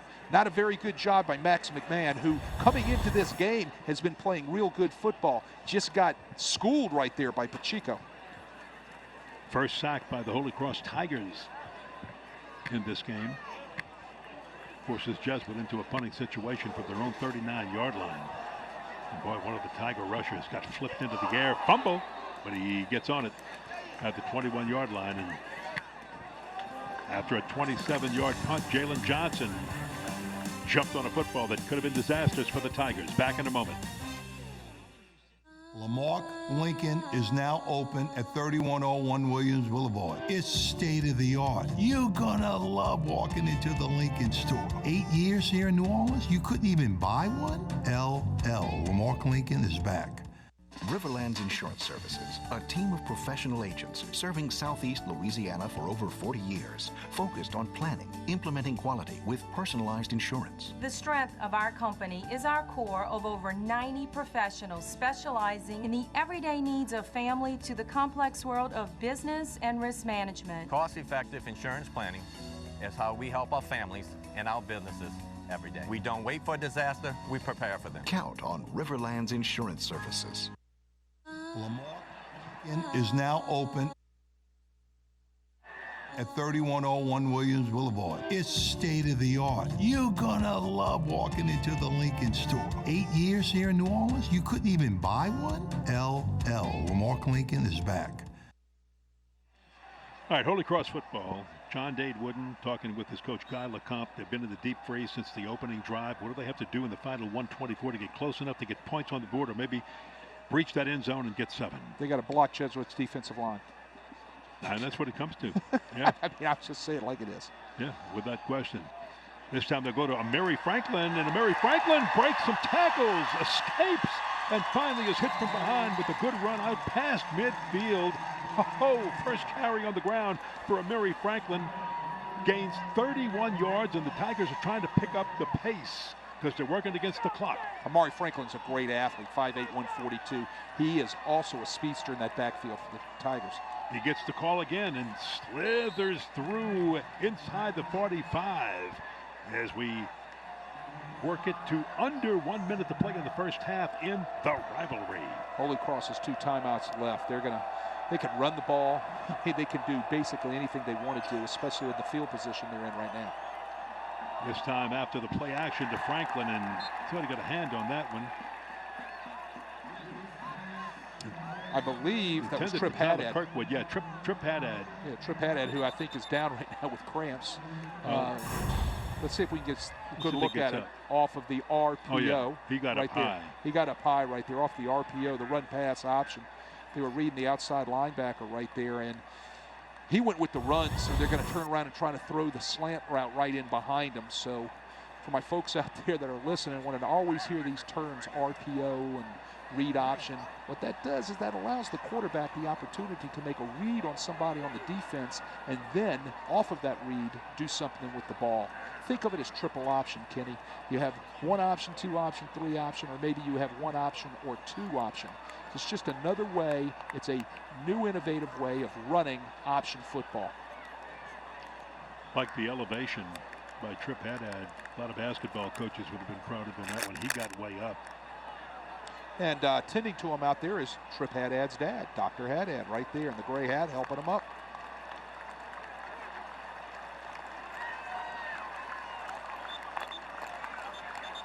Well, it's good to see him walking off, still a little humid, down on the field. Holy Cross looking at 3rd down, but they're fighting the clock as well as the downs marker. 3rd down and just a little bit more than 5 for the Tigers. 45 seconds to play in the half. Trips into the boundary, look for something one-on-one back down here on the wide side of the field. By formation, they're kind of tipping their hand what they're doing. And Amiri Franklin is the running back. Only the 16th and 17th times he's rushed the football this season. He'll throw it. Tyler Kirkwood with the catch, the turnaround, the comeback. He escapes, gets a little bit more, and more importantly, gets out of bounds for the Tigers. So he's got the first down, 16 yards on the gain. He stops the clock with 36 seconds. When you put your trips into the boundary, you put your formation into the boundary like that, you're kind of telling the defense what you're going to look. They're going to go one-on-one backside over here to Tyler Kirkwood, as I talked about. Great route by Kirkwood. He gets separation from the defender right there. The ball's delivered on time, and then he picks up some yak after the catch. Yard after the catch. Yards after the catch for the yak. One thing Kirkwood does very, very well. There goes Amari Franklin again. He'll try the left side wide. He'll pick up 6. Brought down by Stuckey. Amari Franklin might be the little spark that the Tigers need on their offense. He's given them that little bit of run spark that Jesuits having a hard time getting after. He's quick. Little bitty guy at 5'0", a junior. Can turn on the afterburners real quick. That's a good move. He'll get it this time, but the Jesuit defensive line smothered him. Like to have made the move, and getting off the bottom of the pile is Branch. Ethan Branch makes a great play. Got a flag on that play also, Kenny. Let's see what our call is. Oh my goodness, that hurts. Personal foul. We've seen 2 of them already tonight, and both times. One on Holy Cross that hurt them, and this one's going to hurt Jesuit down here with 23 seconds left on the clock before halftime. Well, at the New Orleans Quarterback Club and CrescentCitySports.com on Tuesday, one thing, let's listen first. Personal foul, illegal helmet contact. Defense number 93, half the distance to the goal. First down. Well, that's going to drive that man crazy, because at the Quarterback Club he said, nope, we got to clean that stuff up. And he said Monday and Tuesday his staff and his players felt it. Oh my goodness, there's your illegal helmet contact right there. I didn't catch the number, but what he did is he led with his head. And you didn't see his arms leading, you saw his helmet leading, and they're tightening down on that at all levels. And if that was Ethan Neva, John Dade Wooten in trouble, escapes, tries to turn away from the tacklers and gets down to the 10-yard line. And again, being chased, and Paxton Dinwiddie, one of the people there to help make the stop. Now, Dinwiddie right there is another one of those Jesuit. Timeout called, by the way, with 14 seconds to play. One of those Jesuit defensive linemen that play with a motor. He's 6 foot, 215 pounds, and he gets after the quarterback when he has the opportunity to be able to get off the ball, especially in pass situations, and he can work his moves on an offensive lineman. You've got 1 timeout left, I believe, by Holy Cross with 14 seconds left. That's it. You know, so I mean, 14 seconds down here is an eternity, right? With 1 timeout. So you've got a lot of things you can do as an offense. You can run the football, all right? You can should be 3 plays at least if you well, run. Right. If you use crazy. it right, yeah. if you use it right, and I believe we're at 2nd down right here, but you can run the football at least 1 time, because you do have the ability to call timeout. Well, let's see what the Tigers. This is Kevin in their playbook for their first trip into the Jesuit red zone in this half with 14 seconds to play. Holy Cross using their check with me offense right there. We've seen them do it a couple of times with all different types of tempos, going back to the sideline to get the call in. Amari Franklin is the back. He will get the handoff. He's going to try to come right. This is what can eat up a lot of time off the clock. He's going to have to try to get out of bounds. Does he? No, the official says the clock will run. And now they wave it stopped. I thought he might have gotten out of bounds. A gain of 4, 5 seconds showing. They run counter right here. He bounces outside. Kind of a really long play. Takes a lot of time off the clock. I would have liked to seen something offensively where you're running right at the defense. I don't know if he got out of bounds. His knee could have been down inbounds. That clock could have possibly ran out right there. Well, I think they called timeout because the first official signaled that the clock runs, and Holy Cross did call a timeout. Well, which they had to, because they don't know if he got out of bounds or not. They had to call timeout. What I'm talking about, Ken, is it was a slow developing play. I would have liked to seen something run directly at the defense, which would have been able to not take as much time off the clock. Eli LaFrance with a 23-yard field goal. He's 1 for 3 on field goals this year, and he missed this one. So Eli LaFrance, to the dismay of Guy LeCompte and the Holy Cross Tigers, had an opportunity to put some points on the board, couldn't do it, and Guy's got to get his Holy Cross Tigers into the halftime locker room and regroup. So we have reached halftime. Jesuit leads it 14-0 on 2 touchdowns. From Grant Jordan to Luke LaFour. But they haven't been able to get on track since. Tigers. Oh, big rush coming from the near side. And I'm John Zollinger, New Orleans Market President at Home Bank. Please visit our new location at Clearview Parkway. It is equipped with the latest technology, but we haven't changed what makes us special, our bankers.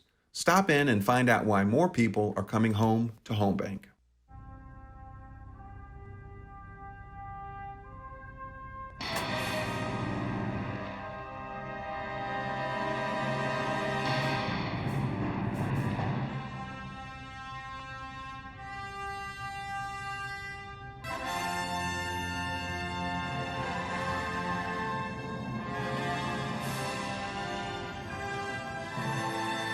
Louisiana Dental Center, your dental home team.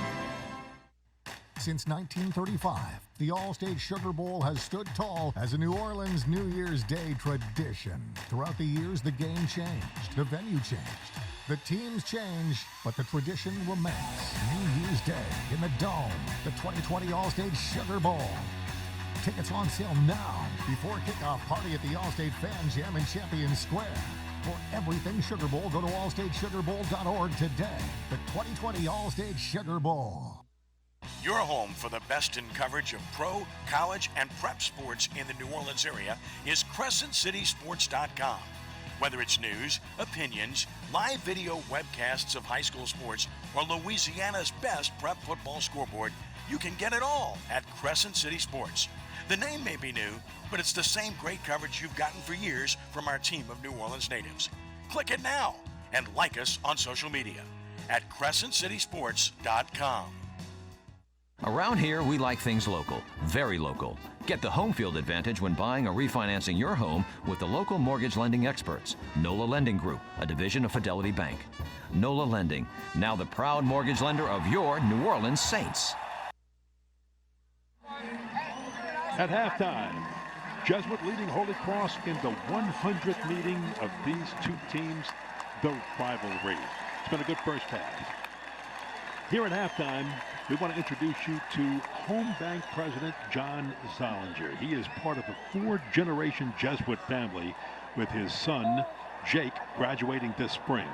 As a matter of fact, his son is doing what many seniors at both Holy Cross and Jesuit do. They wear legacy rings that look like the rings either their dads, their grandfathers, or their great-grandfathers wore. And John Zollinger's son is doing that, making his family proud. I had a chance to visit with John Zollinger and Home Bank, what they do for the community. John, thank you and Home Bank for sponsoring this game tonight. How did Home Bank come to become the sponsor for this game? Well, I was approached by Jesuit as to be the lead sponsor of the event 2 years ago, and it was a great honor for us to be a part of that because we recognize that, you know, just because it's a long-standing rivalry in the city, Catholic League football is something that's very important to the city, and we're a community bank, and so we wanted to be a continuous part of the community. And this isn't the only kind of event that Home Bank sponsors for this community. You sponsor a lot of events throughout the New Orleans and greater New Orleans area. Yeah, we feel it's really important to be a part of the community. We live and work in New Orleans, and so we want to make sure that we give back to the community that we live and work in. So we do food drives, coats for kids, and other things like that throughout the year. And when I said New Orleans area just a moment ago, I quickly changed it to greater New Orleans area because you not only have branches here on the South Shore, but you have branches on the North Shore also. Right, we have 12 locations in the greater New Orleans area, so we go all the way from Slidell to the West Bank and into Metairie and New Orleans as well. This is a special meeting between Jesuit and Holy Cross. Not only is it a rivalry, but it's the 100th meeting of Jesuit and Holy Cross. And while that's very special for the two schools involved, you got them beat. Home Bank's been around for a long time. Yeah, we're celebrating our 111th year this year. We've been a part of a lot of communities in South Louisiana for a long time, and we're happy to be part of New Orleans since 2011. And look, you do everything and sponsor many events, as we talked about, around New Orleans. But when you walk into any branch of a home bank, you're probably going to find someone from one of the Catholic League schools working at a home bank location. Right. So we've got folks that went to Rummel, Brother Martin, Holy Cross, Jesuit, St. Aug, and Shaw working for us in our commercial group. So it makes football season, you're telling me, a whole lot of fun. It's pretty interesting to watch who's playing who that week and who gets razzed. And, it's all in good fun. How's it been this week for the Holy Cross Jesuit rivalry? I'm giving Bradley quite the business a little bit, I guess. But, who knows, we'll end up on next Monday who really comes out on top. Well, once again, thank you very much for your sponsorship, not only of the Holy Cross Jesuit rivalry, the entire Catholic League, high school football, and all the different events that you sponsor and home bank sponsors in the greater New Orleans area, because you're all over the places we just talked about. What you do is very, very special, and we all appreciate it very much. Thank you, John Zollinger. Thank you so much. You're looking at 100 years, actually the 100th meeting. It'll be 100 years in about 2 years, because these two teams played twice in a season. The Golden Football. Who's going to get it when we come back?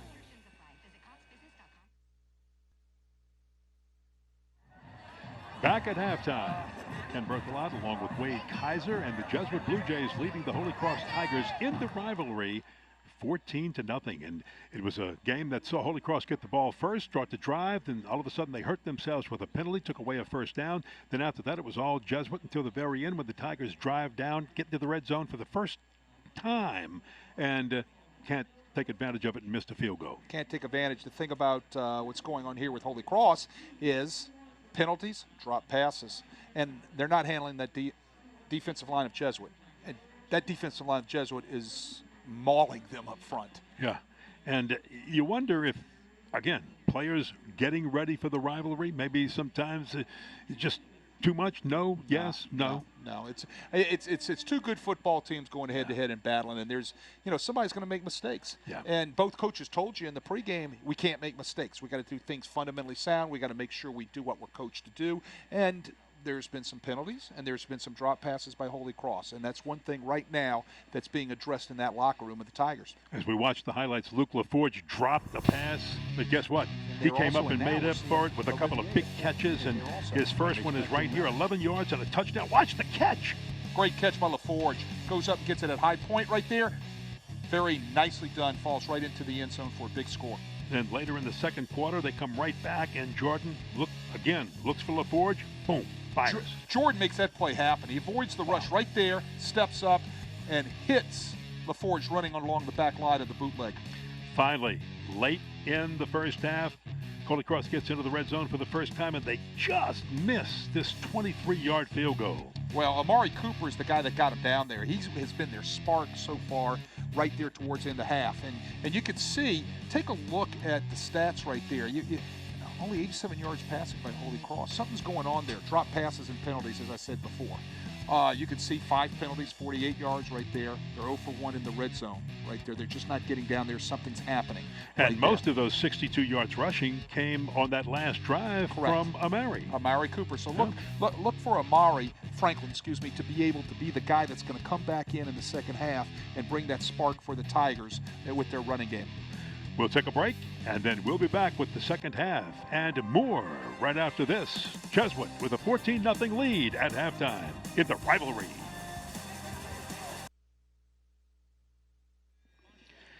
High school football from Crescent City Sports on Cox Sports Television is brought to you by Home Bank. Good for business, good for life. And by the all-new Lamarck Lincoln, now open in Kenner. Earlier tonight, the 1969 Jesuit and Holy Cross teams who met in the 50s at their all-time meeting in this series were honored by as our home bank flashback. Jesuits' Kurt Forshag remembers that game very, very well. Played 50 years ago tonight, right here at Tad Gormley. Kurt Forshag. Big game, obviously, for both us and Holy Cross. We were ranked first in the state. Holy Cross, I believe, was ranked second in the state. And just like every Jesuit Holy Cross game, it was a huge rivalry, and they clearly wanted to beat us, and we clearly wanted to beat them. It was a hard-fought ball game. Very, very hard-hitting teams, and it was a defensive struggle. Holy Cross had some wonderful defensive players, and so did the Blue Jays. Unfortunately for Jesuit, we came out on the short end, 3-0 by David Falgout field goal beat us. It's been 50 years since that game, and it still hurts us Blue Jays to this day. There's not a season that goes by that we don't think about it and really regret the outcome. But it's high school football, and there's nothing better in my mind than two great schools playing each other in the wonderful rivalry that Jesuit and Holy Cross is. I've been to many Jesuit football games since I've graduated 50 years ago, but it's hurt too much to go back to a Jesuit Holy Cross game for me. This is the first ball game I'm attending Jesuit Holy Cross since that day 50 years ago. Wade Kaiser, that was Kurt Forshag. That's exactly what we talked about in the open. Right. Alumni from our generations know what it meant back then and teach these young guys who, again, play with people from other schools on traveling teams and other sports and get to know each other. We teach them what this rivalry that has now met for 100 years means to everybody. And I couldn't said it any better, and that's what those guys tonight from both sides of the field, from Holy Cross as well as Jesuit, are out there doing in our communities, around our cities, around our city, and to other generations that are coming up in both schools. And Kurt Forshag gets it. He gets it, and so do the guys from Holy Cross. They get it also, and that's what it's all about. And it's an honor. You know, Kenny, it's an honor. It's an honor for me to talk about this rivalry. And look, also, and this one will come out to the 20-yard line, Guy LeCompte said that. He said last year he knew it was a rivalry, but never knew how serious the rivalry was and the depth and the tradition until he got involved in it. And he said, man, he's learned fast, and he realizes that now. And look, he knew a little bit about it. He played at Shaw. Right. You know, he was an athlete at Shaw High School. He's a Catholic League guy. Catholic League guy, winning as coach at Mandeville High School. 100 wins overall in his career, counting the first year here at Holy Cross. And look, he can build programs. He can do a great job. He's just got to find a way to get that offense going. And he wasn't able to do that in the first half, with the exception of a little bit on the first drive and a little bit on that last drive. And then as you look at the last drive, by the way, Jesuit had won the toss, deferred, so that's why they have the football to start the second half, and they run that one with Raider Jackson. But we'll talk a little bit more about this when the Tigers get the ball. But the spark plug was offensively for Holy Cross of Mary Franklin. And man, he just came in that last drive and got most of the yards rushing in the first half. And right now, somebody got a good talking to, and there's Tyler Grubbs, that middle linebacker who we talked about at the open of the game. He's a disruptor, and he makes the stop. Tell you what, he's not just a disruptor. I'm telling you, watching him tonight, he's one of the best linebackers I've seen all season. This guy can play. I told everybody before the game started, if you wanted to watch great linebacker play tonight, watch Tyler Grubbs. He's awesome. I'm telling you, this guy gets after it. Last 3 years, if you total up his tackles, he's right at about 350, 355, plus the ones he has tonight. Grant Jordan on the run, and so first down saving tackle made by Tyler Grubbs. You just talked about him. Tyler Grubbs makes the tackle on the open field. Grant Jordan's got wheels now.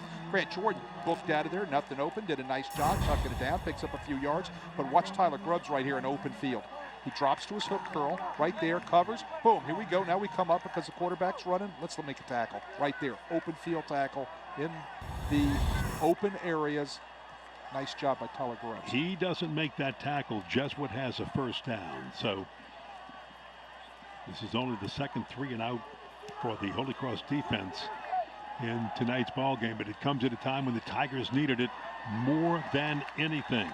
Jalen Johnson on the return, gets a few yards after a 37-yard punt. Let's see now if that Tiger offense can find a way to get on track, either way you'd like to say it. Flag is down. Well, I saw a block in the back. I don't know if you saw it, and I don't know if the officials saw it, but there it is. Yeah. Block in the back. I thought we saw it. 10-yard penalty. I didn't want to speak too soon. They caught it.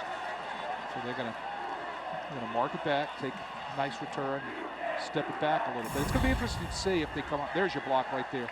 You saw the block in the back by Colby Brown right there. But it's going to be interesting to see if the Tigers come out and get back to what they were doing on that last drive. I liked how they put their formation into the short side of the field, which they're doing right here, and they isolated their great wide receiver, Tyler Cookwood, one-on-one to the wide side of the field and got him the ball. And then they also got number 21, Amari Franklin, running. Well, Franklin's not in there right now. Instead, they will go to the ace running back, Calvin Hulbert, and he makes a nice run at that offensive line, opened up a hole for him. Interestingly, talking about Amari Franklin, of the 62 yards rushing, Amari Franklin had 43 of them on the final drive of the first half. Nice job on what they call the jailbreak screen. That was my term for it all the time. It's some sort of quick screen out there, the wide receiver, where you're going to get blockers out in front real quick, and the quarterback's going to give the ball out there and allow that wide receiver to run in space. Jalen Johnson can do that, and then they follow again with Calvin Hulbert to pick up the first down, move the chains, and Holy Cross has a little bit ahead of steam going to start the second half here. And what would you have told your team in the halftime locker room to get them to come out and open up some holes and step it up defensively? If we don't block those down defensive linemen from Jesuit, it's going to be a long night. We're going to walk away with our hats handed to us. That's exactly what I would have told them, but I would have probably put more adjectives in it and some things I can't say on good play action. He's got a man. Wow, great play action that time by Wooten. And Jalen Johnson won't go down. He gets near the ground, but he pops back up. And there's some determination in that step in the offense for a 41-yard gain by the Tigers. I like what Holy Cross does right here. They take the top off the defense by taking one deep. They hadn't really taken one deep since the first drive in the first half right there. They get behind the Jesuit defenders, and the ball's delivered out there very nicely by Wooten on the post route. Well, a couple of big plays on this drive by Jalen Johnson. That's his second. Wooten now will go the other way, but the little inside screen to Alondre Wells with his first reception of the game, and Wells is into the end zone. Touchdown, a 5-yard touchdown to Alondre Wells. His first TD of the year. Whatever guy the comp said at halftime has sparked a fire or lit a fire or torched a fire under these Holy Cross Tigers, because they just took that ball straight down the field, even though they had that one penalty on the block on the back of the punt off the bootleg screen right here. Very well set up. Watch him get behind of his blockers right there. Great block. I don't know who that was coming from the offensive line. Came out there and cleaned somebody's clock out there to allow Homer to get into the end zone. Well, Holy Cross is on the board. A 4-play, 71-yard drive took 1 minute and 4 seconds, and the Tigers trail by a touchdown. Lamarck Lincoln is now open at 3101 Williams Boulevard. It's state-of-the-art. You're gonna love walking into the Lincoln store. 8 years here in New Orleans, you couldn't even buy one? LL, Lamarck Lincoln is back. I'm John Zollinger, New Orleans Market President at Home Bank. Please visit our new location at Clearview Parkway. It is equipped with the latest technology, but we haven't changed what makes us special, our bankers. Stop in and find out why more people are coming home to Home Bank. Around here, we like things local, very local. Get the home field advantage when buying or refinancing your home with the local mortgage lending experts. NOLA Lending Group, a division of Fidelity Bank. NOLA Lending, now the proud mortgage lender of your New Orleans Saints. Lamarck Lincoln is now open at 3101 Williams Boulevard. It's state of the art. You're gonna love walking into the Lincoln store. 8 years here in New Orleans, you couldn't even buy one? LL, Lamarck Lincoln is back. Wooten on that drive, 3 for 3 for 60 yards, and the Tigers did it in just 4 plays, covering 71 yards and in a quick 104 to pull within a touchdown, get their first score of the ball game, and that was huge. This would be Lojadis from the 4. Lojadis looking for room, nothing going. Great coverage down there by the Tigers. So Jackson Wallace covering a lot of field right here to put a leg on Lojadis. Another look at the touchdown here. Off the bootleg action, they set up the screen. There's a block right there. Just can't get that number. Come in and clean somebody's clock to be able to allow number 13, Alondre Wells, to get into the end zone on a very nicely set up play by the Tigers. All right, let's see how the Blue Jays respond. In this game, the rivalry, each team responds usually pretty well. Good look at Alondre Wells, feeling pretty good about that touchdown catch. Well, I'll tell you what an answer by Holy Cross. Come out at halftime and take that thing length of the field and put it into the end zone. Yeah, they had to do it. Jordan Hughes. And there's Tyler Grubbs to meet him. I was just going to say, guess who? I'm telling you, he's everywhere. He is a tackling machine. Louisiana Tech is going to get a great player in this guy. Yeah, very excited about him, and he is everywhere. Look at those eyes. Look at the intensity in him. Making the calls, getting his defense set up, making a strength call, which is what you're supposed to do. He recovered a block punt last week against Shaw for a touchdown. Was all excited about that. Jordan will keep it on the ground himself and will be just short of the first down. And that'll bring up a 3rd down for the Blue Jays. 3rd and 1. Again, we're seeing Jordan come out running the ball, being that other running back in the backfield. They came into the game tonight saying that they were going to have to run him some. They were going to have to be able to use his athletic ability to be able to kind of put a little bit more pressure on that Holy Cross defense, and they were successful with it in the first half. So look for more of it at the Blue Jays in the second half, especially with the read options and RPOs by Jordan. Jordan didn't have a good game last week against Brother Morton, and he knew it. He wanted to make up for it here. They'll just go straight ahead, and it looks like they have the first down with Grant Jordan on the cap, on the keeper. A little history right here for you, Kenny. I know you're a big history guy. Grant Jordan, his dad, Greg, was a big Tulane guy, played at Tulane. You might have been calling games back then at Tulane when he was there. He's an offensive lineman. He's also a Jesuit grad. So there is the legacy there in Grant Jordan. You're testing me. I'm trying to think of the years, but can't pinpoint that. Well, I can't remember years either. It's our age.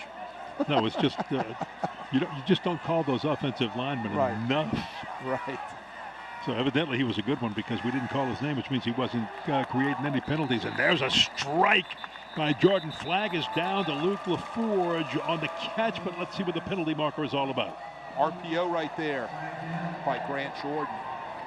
Had a read on the inside linebacker. Let's see our call. Oh my goodness, that happens. That's one of the problems with RPOs. You get guys downfield all the time. Tonight they're calling it. Many times you don't see it called. Any eligible player downfield, 71 offense, 5-yard penalty, quick first down. Paul LaRosa, our referee. Paul LaRosa. Max McMahon got caught downfield. Usually they're going to give you a yard past the line of scrimmage on a forward pass. But if you're past that, and that happens a lot on the RPOs because those offensive linemen think it's run. Well, Jordan got hit hard as he released and couldn't deliver the ball on target. That was Grubbs, Tyler Grubbs. Remember I said the answer, watch the rollout right here by Jordan. Who's going to scrape off the edge and light him up? Guess who? Boom. Right there. Well, I told you that was the answer back in the first quarter. They're going to scrape the linebacker and make sure that the quarterback does not get onto the edge. That's a common thing that defenses do to be able to adjust to running quarterbacks when they're going to roll out or sprint out the pocket. They go ahead and scrape one of your linebackers as a contained guy, and that's what they're doing tonight with Grubbs. So that'll bring up 2nd down and 15. Here's we'll keep this one on the ground And that's Jordan Hughes. Didn't see very much of Jordan Hughes in the first half. The junior getting some carries in the second half. And once again, we'll call it Tyler Grubbs on the tackle. They got to get Jordan Hughes going. I mean, they've got to get him going also. They've got to kind of get that two-headed monster in the Jesuit backfield, Jackson and Hughes, to be able to kind of carry the load. And then you throw Jordan in there running the football. It makes it a little bit more difficult for Holy Cross defense to have to defend 3 running backs. Had a nice touchdown against Helen Potts a couple of weeks ago for the Jesuit Blue Jays. Jordan being rushed. He escapes it. Got some running room. Puts a move on a defender and gets enough yardage for the first down. Pretty run by Grant Jordan. Grant Jordan makes it happen right there. He evades the blitz, gets out of the pocket, gets down the boundary. They went in an empty formation, very well covered by Holy Cross. Everything downfield was covered by the secondary of Holy Cross. Nowhere to go with the ball. Grant Jordan does what? Looks up, keeps his eyes downfield, finds room to run, and evades, runs down the boundary. Another look at this as we move to the hydration break on Jesuit's longest first down rush tonight. Grant Jordan, the quarterback. Good move. Since 1935, the All-State Sugar Bowl has stood tall as a New Orleans New Year's Day tradition. Throughout the years, the game changed, the venue changed, the teams changed, but the tradition remains. New Year's Day in the Dome, the 2020 All-State Sugar Bowl. Tickets on sale now before kickoff party at the Allstate Fan Jam in Champion Square. For everything Sugar Bowl, go to allstatesugarbowl.org today. The 2020 Allstate Sugar Bowl. Riverlands Insurance Services, a team of professional agents serving Southeast Louisiana for over 40 years, focused on planning, implementing quality with personalized insurance. The strength of our company is our core of over 90 professionals specializing in the everyday needs of family to the complex world of business and risk management. Cost-effective insurance planning is how we help our families and our businesses every day. We don't wait for a disaster, we prepare for them. Count on Riverlands Insurance Services. Grant Jordan just delivered the longest first down rush for the Blue Jays in this football game, and this time he'll hand off to Raider Jackson. And Jackson fights for extra yardage when it looked like he'd be stopped around the line of scrimmage, but Raider dug in, pushed hard, and ended up getting, well, they'll mark his knee going down at about the 3. They're going to move it back. They're going to move it back and call it a 1-yard gain. Well, he kept churning. It's just that his knee dropped down, and they got to mark it where the knee goes down right there. You're saying my knee went down, man. Right. I didn't think it was down there. Raiders, I had it, Coach. It's the knee. It's the knee. It's the knee. Second down, 9 for the Blue Jays. Again, the kind of drive Holy Cross had sparks momentum their way, and the first down run by Grant Jordan will spark some momentum the Jays' way. Jordan on a keeper again, turns the corner, escapes one tackler, then runs into Ernest Marbley. You know, this is a great game of, point counterpoint, Kenny. If you watch this, watch how they handled the scraping linebacker, speaking of Jesuit right there, on Tyler Grubbs. Now, Tyler Grubbs has been making a lot of plays every time Grant Jordan runs out of the backfield, right? But what's going on is, and they've just made the adjustment, Jesuit is double sealing the edge to pick up the scraping linebacker. And they did it that time. That allowed Jordan to pick up some room running the ball. On the 10th play of the drive, Jordan throws a strike in traffic to Luke LaForge to move the chains for a first down and a 14-yard gain. Luke LaForge is on fire tonight. All right. Well, look at this pass. Off of his back foot. Grant Jordan, this showed the strength of his arm right there. You saw him throwing off balance off of his back foot, throws it and hits LaForge right in the chest for a big gain. And look, LaForge holds that. He got sandwiched and still holds the football. Good move by him. This time, I'm not sure if that was a designed play or just a busted play, but all of a sudden, Jordan's looking at a whole lot of people. It was designed. It was quarterback counter. They're pulling the 2 backside H-backs. Number 33, Schreiber, is getting through there. And I think that was our backup quarterback again that we saw in the first quarter, Jack LaRiviere, as the seal guy right there. No place to go. They really crashed it down. The Holy Cross defensive line squeezed the down block. Linebacker scraped well, took on the blockers, and there was just no place to go for Jordan that time. Second down at 12 after the loss of 2. Jordan gonna run. Ooh, gets hit hard by Tyler Grubbs after he got slowed down a little by a couple of linemen. You know who's going to be sore tonight? Tyler Grubbs. No. Jordan. George, what's Grubbs' close on this? What? Boom. He's going to be sore tonight. Jordan is going to be sore tonight. Ooh, that hurt. Great hit. That's the greatest thing about this game and this rivalry is those two teams out there are going to lay it all out on the line. They're going to hit each other. On 3rd down 12 after the fake pump, he's going to air it out. Well, he was intending that one from Max Milano. Great coverage right there. Him. Yeah, Jackson Wallace. Jackson Wallace right there all over that. He tried to run the double move by the wide receiver with the pump off the route and out and up or hitch and go. And they were trying to take the top off the ball on the deep ball right there. Ball's a little overthrown, but you had great coverage by everybody from the Holy Cross Tigers. Jackson Wallace leading that charge on top of the receiver right there with great coverage. Jalen Johnson back deep to receive this John Ginaldo punt. After a good snap, gets good foot into it. Johnson fakes it, lets it bounce. It'll be down to around the 15 or 16-yard line, and we'll take a break. It'll be Holy Cross football when we come back after a 27-yard punt. We've got a good one.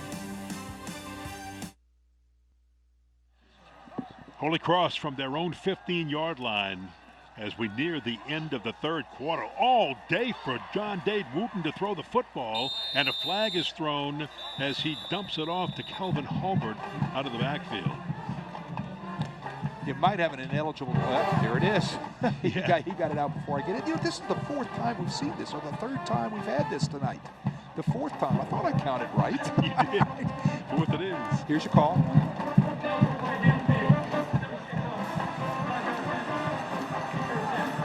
But that's one of the things you have with RPOs. You're watching it tonight. You're going to watch it tomorrow. All right, you're going to watch it tomorrow, and I guarantee with the NFL is taking over with a lot of RPOs. You're seeing linemen downfield. They're thinking run. Quarterback pulls the ball and throws the ball pass. They're a yard past the line of scrimmage. They're calling the lineman downfield. Back to Holy Cross up to their 5-yard line, and Hulbert gets another flag thrown as he got 6 of the yards back. Dennis Doherty for the Blue Jays on the tackle. Lojadis's helmet came off over there on the leg right there, and he's going to be out for a play. Same rule in all leagues. Be replaced by Austin Robert for one play. Or more.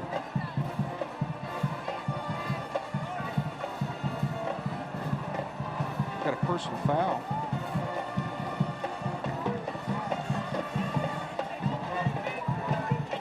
If the personal foul caused Lojadis's helmet to come off.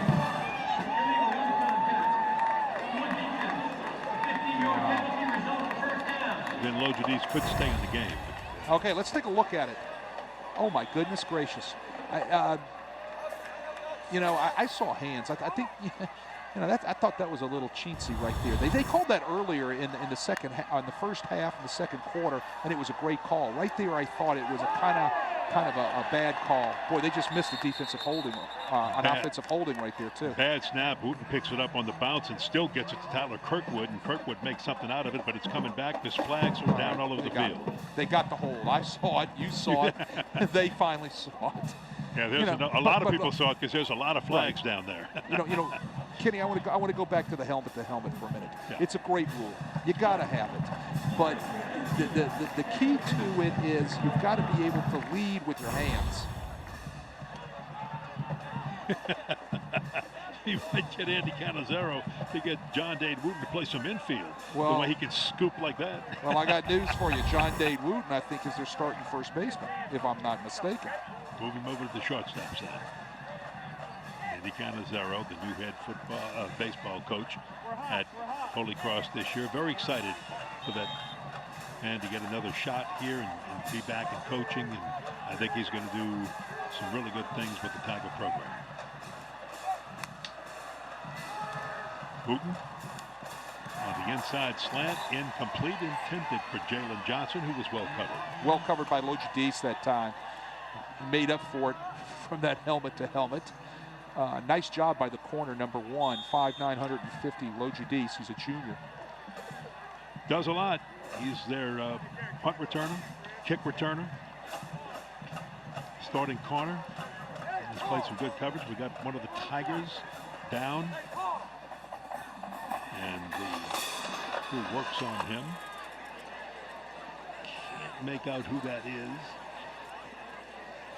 But this will give us a chance to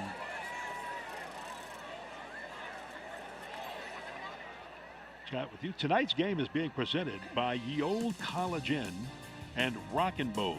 College Inn, a true New Orleans farm-to-table restaurant, is open Tuesday through Saturday for dinner. And it's the home of the New Orleans Prep Sports Hall of Fame.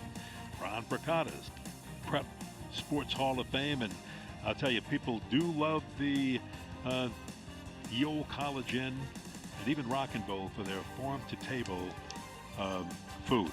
Very, very good. The injured player is Bo Verdon. He's a returning starter at right guard for the Tigers. They've had a few injuries on that Tiger offensive line. They've been having to move some guys around every game, and you hate to see that. And somebody else is going to come in for a few plays right there. It looks like he kind of got his bell rung as he's walking over there. Mason Carter has been injured. He was one of the starters at the beginning of the year at right guard. And Wooten with some time. Oh, it's picked off and dropped. Oh, wow. And I'll tell you, William Hawkins is going to be thinking about that one for a long time because he had it and dropped it. Right in his hands. Ball underthrown by Wooten. Not a really good ball right there. We can see it again off the play action pass. They're trying to again go deep, stretch the defense. Great break right there by Hawkins. Oh, he should have picked that ball. Oh, my goodness gracious. Lost it at the very end, too. Look at that. It comes down. He has it going to the ground, and the ground dislodges the ball underneath his rib cage right there. And he's saying, oh, my goodness, look at that. You have to complete the catch all the way to the ground. 3rd down and 27. Tigers need a prayer right here, and they're going to get some of it, but not enough for the first down. And Alondre Wells on the catch, and the Tigers will have to punt the football away. You know, I like the call of the screen. You know, you're trying to, you can't take the top off again. I keep using that, taking the top, and he's going deep, stretching the defense vertically. They just did it. They can't do it again on 3rd and long. So what does he do? Talking about Guy LaCombe, he calls a little quick screen out there and tries to get his guys in space, which is one of the things that they had to do tonight in order to be successful.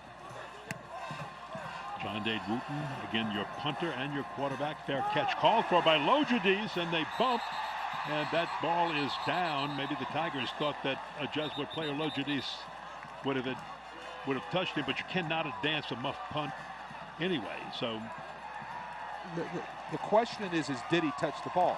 Yes. So if he did touch the ball, as you're saying, they cannot advance a muff punt. He's getting chewed right there. I've been there before. He needed to get that hand up on the fair catch, and he needed to catch the ball. So we should have Holy Cross's ball 1st and 10 from that point. You can't advance the muff by the returner. Let's take a look at it right here. Ooh, that's kind of tight. Again, that could have possibly been fair catch or fair catch interference. But he's got to catch that football. He's got to catch it. That's a major mistake. The old halo rule, I know, was tough for the officials to call, but I still think, but it's a good rule. But Federation never did have that rule, Ken. That rule was in college. That rule was in the NFL, never in high school football. Well, they're going to stay with Amari Franklin. He lifted the spirits of this offense for the Tigers at the end of the first half, and he'll pick up 4 on this carry, making it 2nd down and 6 for Holy Cross. That's 2 major things right there on Lojadis tonight. You know, we had the helmet-to-helmet, number 1, and then we had the muff punt right there. And I guarantee Mark Sonji was ripping him about catching that football or making a better decision and petering it and getting it out of the way. That will pull the hair out of a football coach. Well, a good fake. Here's the little inside screen. And Jalen Johnson reverses his field and makes something out of nothing. Breaks free. Look at Jalen Johnson on the run. Jalen Johnson to the end zone. Touchdown. A 44-yard touchdown by Jalen Johnson. They had him all bottled up in the backfield, Kenny. How did he get loose?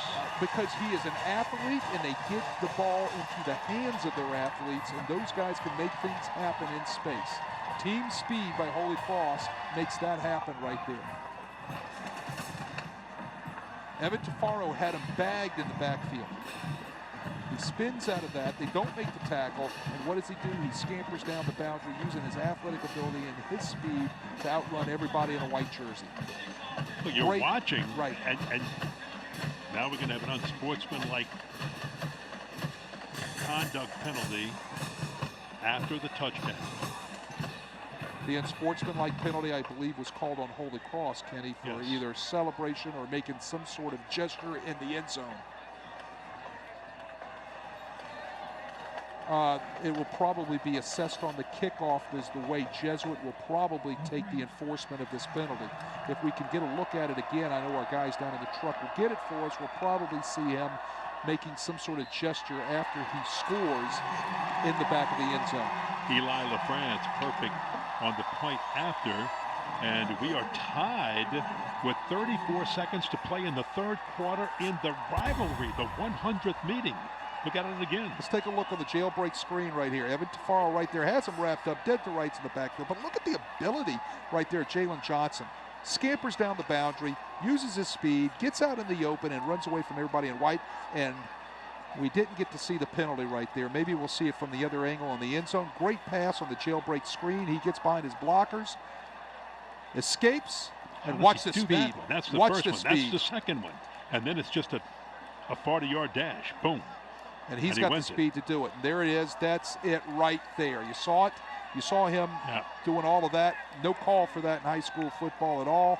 That's going to be a flag every time. That's where it's going to be enforced on the kickoff, the 15-yard unsportsmanlike penalty. 6 receptions, 126 yards, and that one touchdown for Jalen Johnson, but he cost his team some valuable yardages. Now they have to kick off from the 25-yard line. And the Blue Jays are probably going to get some pretty good field position for a muff kickoff return here. So the Tigers boot it.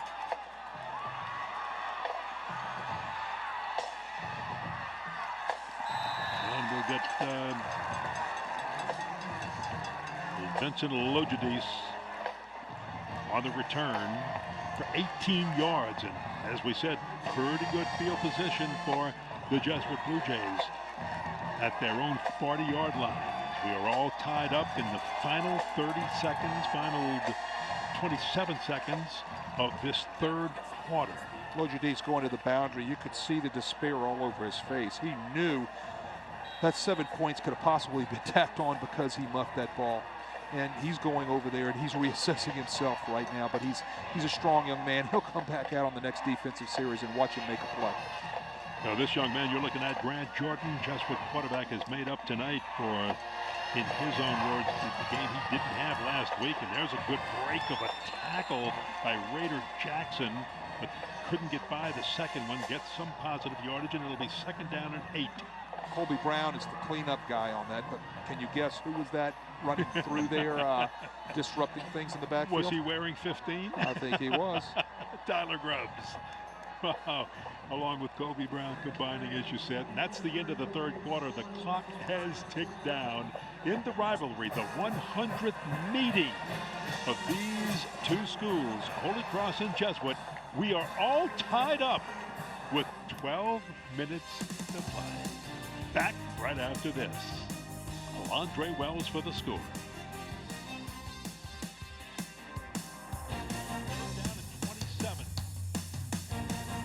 42 years in a row. Ford F-150, #1 seller in America.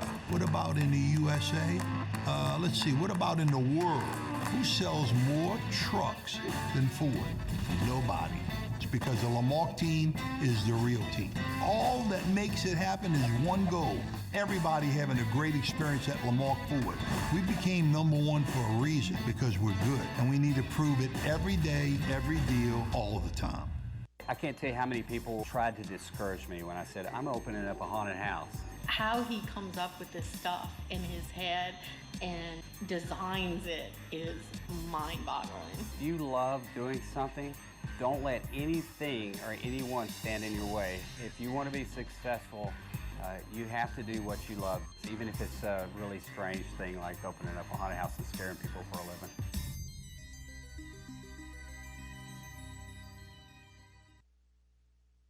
"12 minutes to play as we start the fourth quarter. Wade Kaiser, our analyst, Ken Berthelot with you, and our great CST and the Crescent City Sports crew. The Jesuit Blue Jays have the football. Looking at second down and 8. Jordan in trouble, and he is sacked by Tyler Grubbs. You know, as we're going to the fourth quarter here, you can't take sacks. You're going to only have a certain amount of possessions left, you know, in this ball game. So, you know, Grant right there, Grant Jordan needed to make a better decision on this sprint out. Holy Cross does a nice job scraping right here. Watch Tyler Grubbs here. Yeah, Tyler Grubbs is containing him right there. That's what they're, ever since the first quarter, that was their plan. They had made that change on the boundary. But that ball needed to be thrown, Kenny. He just can't hold on to that and take that sack. That was the second sack, but here's a Max Milano catch for a first down and more to spark the Jays offense. The junior, but hold it, flag is thrown. And how far back is, I'm looking for it. Where is this flag? Way down, halfway back in the backfield. That's going to tell you In it's the probably an offensive holding penalty.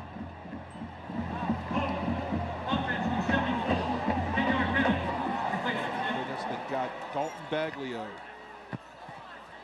on the holding penalty right there. Rick Thompson tells us it was Tyler Grubbs coming in that Dalton probably tried to grab. Keep him off his quarterback. Let's check it. See if we can see the penalty. Oh, it's a takedown. You saw it? Yeah. I think, what is that, 3 points in wrestling? Yeah, I think that was... Or 2 points in wrestling. Well, here's your third down again. Jordan scrambling. And he'll just toss it away. Grubbs applying pressure, and now we've got another flag.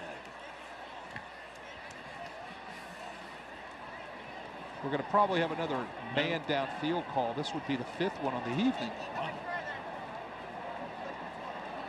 Let's see. Probably going to be declined, I would think.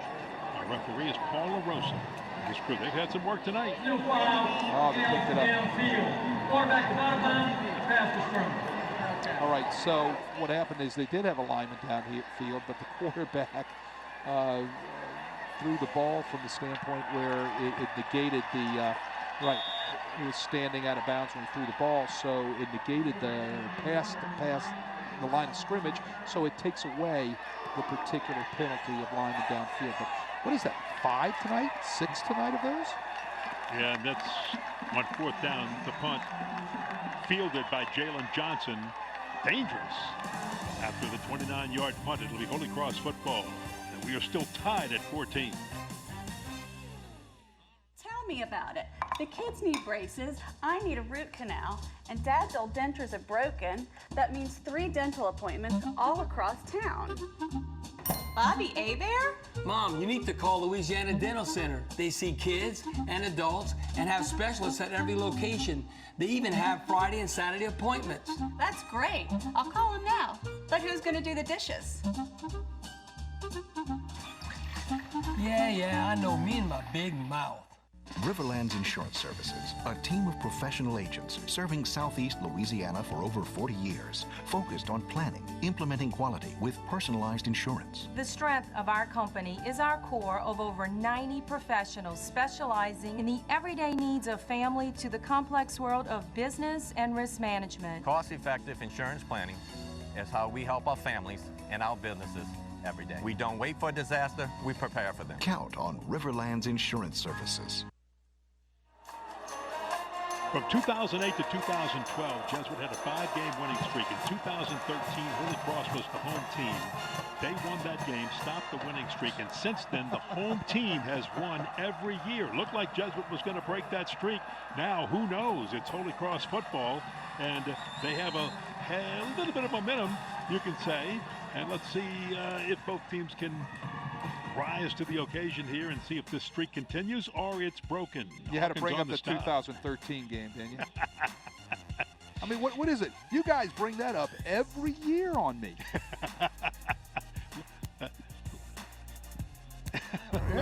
Fielder whispered that one in my ear. Just bring that up for Wade. Thank you. He likes to recall it. Flags all over the place, so this one probably coming back. Halbert on the run, breaking tackles, has the first down, but I think this one's going to be coming back.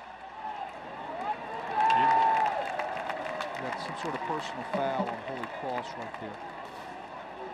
Jesuit a little sloppy on that with the tackle. 13 for Jack Stuckey for Jesuit. Looks like he's a little banged up on that. Yeah, he took Holding a his hit rib cage, his shoulder maybe. to that shoulder or rib cage, and let's see if they get him out of there and check him out. It's the shoulder. It's probably a stinger. You can see how he's holding the arm limp right there. That's the first clue that you're having some sort of nerve issue called a stinger. Third personal foul on the Tigers, and that's one of the things Guy LeCompte talked about cleaning up even before this game, because those are the kind of things that can set you back and hurt you. Good game by the Tigers right there, wiped out.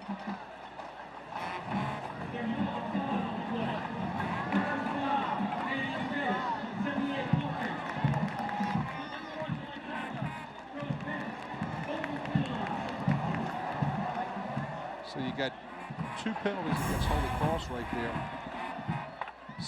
Hands to the face right there. That's one call. And the unsportsmanlike conduct against both teams. Don't know what was said or what was implied or what was yelled at an official or took place there, but both teams had the unsportsmanlike call down.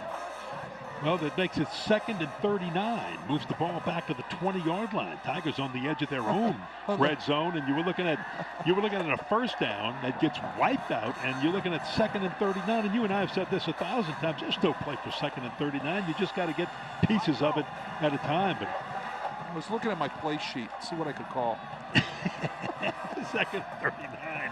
Okay, so here's my bet. All right, my bet is you'll see something like some sort of draw. Or you'll see some sort of how about that little screen by Guy LeCompte? Right, you're going to see some sort of screen right here. He used that deep in his own territory prior when he had 3rd and long, real long, way behind the chains. Let's see if he uses it right here, because we're looking at 2nd down and 39. Wooten. He's going to go long for it. He's got a man out there and cannot connect with Tyler Kirkwood. Just off his fingertips. My goodness. They were picking on the replacement over there, number 9, Stuckey. Carson Miller. Yeah. They're taking a shot on the replacement corner because Jack Stuckey was out, and they're going to take a shot on number 9, Carson Miller, junior defensive back, who hasn't had a rep yet tonight. And I tell you what, they almost completed that thing. Oh, he knows. Look, he knows how close it was. Guy LeCompte said we're so close. And Kirkwood, who stretches out to catch balls so well, just missed it. He has offers, Kirkwood does, from a number of schools, including a couple of Power 5s. We haven't called his name much in the second half. We saw him a lot in the first half. They got to get him the ball. Get him the ball in open space. We had a penalty right there. Delay of game. My goodness. With the new 40-yard clock, it's hard to get that delay of game unless you completely make some sort of mistake. Not getting your play in. So now you had 2nd and 39 before. Now you're looking at 3rd and 44. Let me check my play sheet for that. 3rd and 44. How many laterals? You'd need an old 1930 5-lateral play. Jandade Wooten escapes, and he will unleash it a little high, and that was a dangerous throw intended for Jalen Johnson. Dangerous throw right there, but did you see how Wooten evaded the rush? Yeah, that was good. But Sonny Hazard was all over him. Ethan Branch was all over him. Even Tafaro was all over him. Wooten does a nice job stepping up into the pocket and just evading to his left and avoiding the rush to get that ball out. Nice job by John Wooten. Now the Tigers went the wrong way on this drive, and they're going to punt from their goal line. Well, they're giving up huge chunks of field position on those penalties. That's what the real danger is of all of those penalties in this particular drive. But a punt like that will get you out of it. Now they got a great roll, and it's a 51-yard punt from the line of scrimmage is where they measure it. But what a great punt and roll off the foot as he booted that ball from his own goal line. And that does help flip the field a little for the Holy Cross Tigers and give their defense a bit of an edge with 9:26 to play in this one. We're still tied at 14. You know, Jesuit's second half drives, all right, 3 and out, 12 plays punt, the muff punt by Lojadis, and then another 3 and out, Kenny. They've got to get something going here, you know, as they're getting their first drive of the fourth quarter going. So what has Adam Giglio, the Holy Cross defensive coordinator, done differently in this second half? Not much. He really hasn't made many changes. He made a couple adjustments back in the first quarter that I've noticed that he hasn't made much in the second half. They're just playing with more urgency. And Grant Jordan on the keeper, Tyler Grubbs on the stop. We've said that combination how many times in this entire game? They're playing with more urgency. Guy LeCompte during halftime lit something under it. And as I said, the urgency you can see with the way and the speed in which they're playing on defense. Grant Jordan at quarterback will hand it off to Raider. Raider Jackson, senior running back, straight ahead. Well, he'll get some of it, but the Jays are facing third down and a little bit more than 5, calling about 3rd and 6 after a 6-yard gain. The thing I like about Raider Jackson is he's going to get you at least positive yardage. He's going to fall forward. You're not going to see him take many losses. You're going to see him pick up 1, 2, 3, maybe 4, okay, which is what he's going to do, but he's going to get positive yardage for you going straight ahead. Here's the third down play for the Blue Jays, and it's thrown low. I don't know if Jordan just tried to put too much on that ball, rushed his throw. I think what happened, Max Milano slipped. He was coming out of his break, and it looks like his cleats gave away, and he just actually went down, and the ball was put into the dirt, or the turf, near him. You know, another 3 and out by the Blue Jay offense. Great job by that Holy Cross defense getting the ball back into their high-powered offense. So the Jays have to punt it away. Well, Jalen Johnson fumbled it and was able to get on that football for the Tigers. And we have seen that with both teams, both the Blue Jays and the Tigers have had trouble, just had trouble fielding the punts. Both sides have been doing that. We've seen a couple of muff punts. We saw the big one by Lojudis, but I'll tell you what, that was a huge play right there. Oh. Well, we talked about a couple of receivers being out for the Jesuit Blue Jays, and 84 right there, Joe Lombardi is one of them. He is the great-grandson of the great Vince Lombardi, Green Bay Packer coach, and his dad, of course, is the quarterback coach, Joe Lombardi, for the New Orleans Saints. And he'll be out until week number 9. We thought 2 other wide receivers would be out for the Blue Jays, as Kelvin Hulbert is on the run for the Holy Cross Tigers on first down. But that young man, I know, would like to be back at least for the playoffs, if nothing else. And he was on crutches last week, so it's good to see him walking without the crutches for this game tonight. He's a nice-looking kid. His body size and everything. He's got a great set of hands, and he runs great routes. Hey, if your name's Lombardi, right. You got to blow. Hey, you know he's getting a lot of tutoring at home. Yes. From Dad, again, who is the quarterback's coach on Sean Payton's staff with the New Orleans Saints. Jesuit does a nice job right there sniffing out the screen by Holy Cross. Holy Cross, I'm really impressed with their screen game. They have a lot of different looks. They got halfback screens, they got wide receiver screens, they got jailbreak screens out to the wide receiver. They have a whole bevy of screens that they've ran here tonight. They've been successful with them. Right there, Jesuit does a great job sniffing it out. Well, they've thrown to Hulbert out of the backfield almost as many times tonight as he's had catches out of the backfield all season. He had 5 coming in. Well, that's a Guy LeCompte offensive trait. He's going to spread the ball around. Well, they're going to go long for Kirkwood. Gets his hands on it. Once again, can't hold it, but it's so close. Lojadis out there covering step for step right there with Kirkwood. Kirkwood went up to get that football, and you don't see him make that drop many times. Watch the ball placed really nicely right here by Wooten. Look at him go at the high point. He's going to climb the ladder. He can climb the ladder, but goes up to the high point, gets it, hits it right in his hands. He's going to want that one back tomorrow. Boy, that's 2. Kirkwood had a close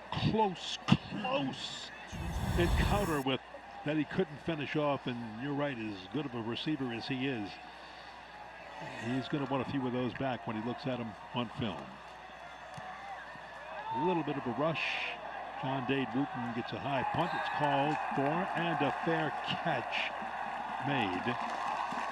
Making that catch was Preston Bergeron. If you notice, Lojudis was not back there on that punt return, Kenny.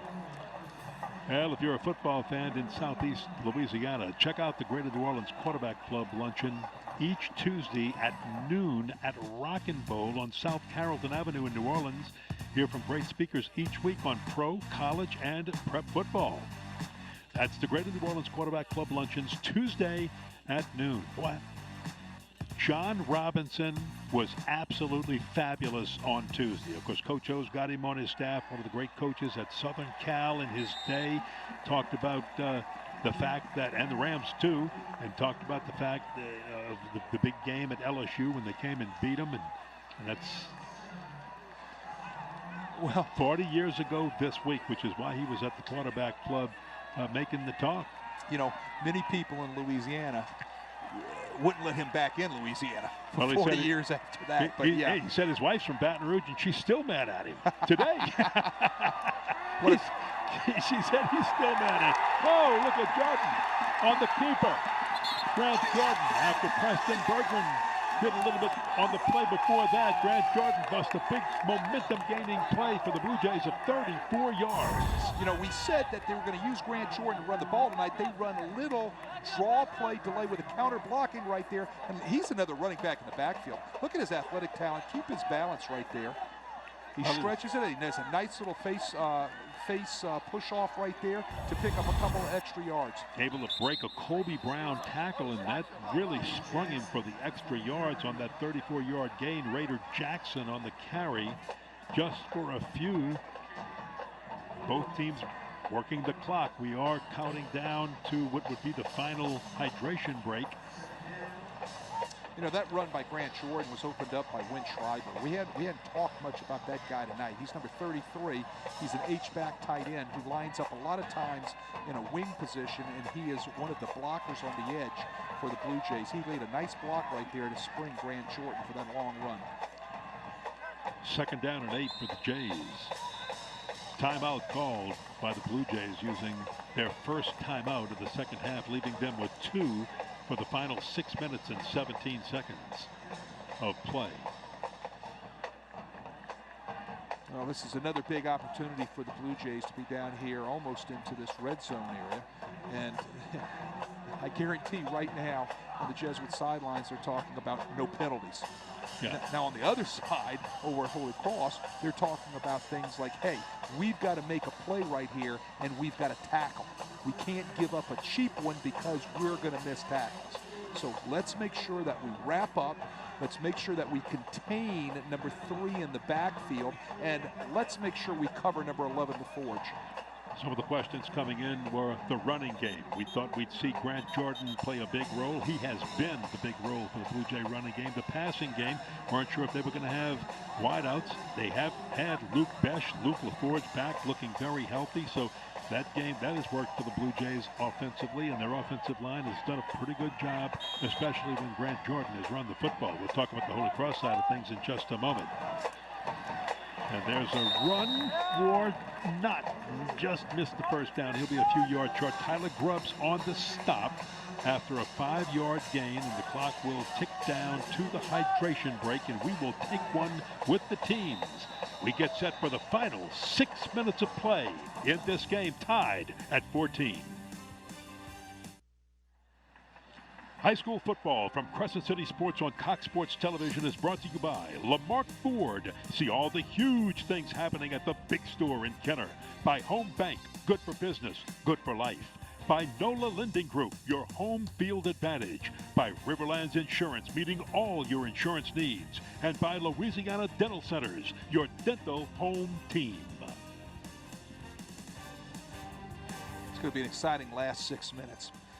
You know, 2 great football teams just in traditional rivalries, and just hammer it out together tonight, being physical and looking for ways to figure each other out and making adjustments. It's been really fun. This is going to be a great 6 minutes. We haven't even talked about the overall importance of the game. There's the quick toss, cut and drop. Oh my goodness. Luke Bash, we just talked about him, and it was so close for him. That'll bring up 4th down for the Blue Jays, 4th and 4, and the field goal team comes onto the field, so this would be a 41-yard field goal. Now he's 2 for 3, Aiden Carbello, and his mates are 30 and 23, so this would be a long for the freshman whose dad was a kicker for the LSU Tigers. From 41, it's not going to get there. So he misses on a 41-yard attempt, and Holy Cross will take over the football with 5:51 to play. You know, right there, the ball just didn't get up.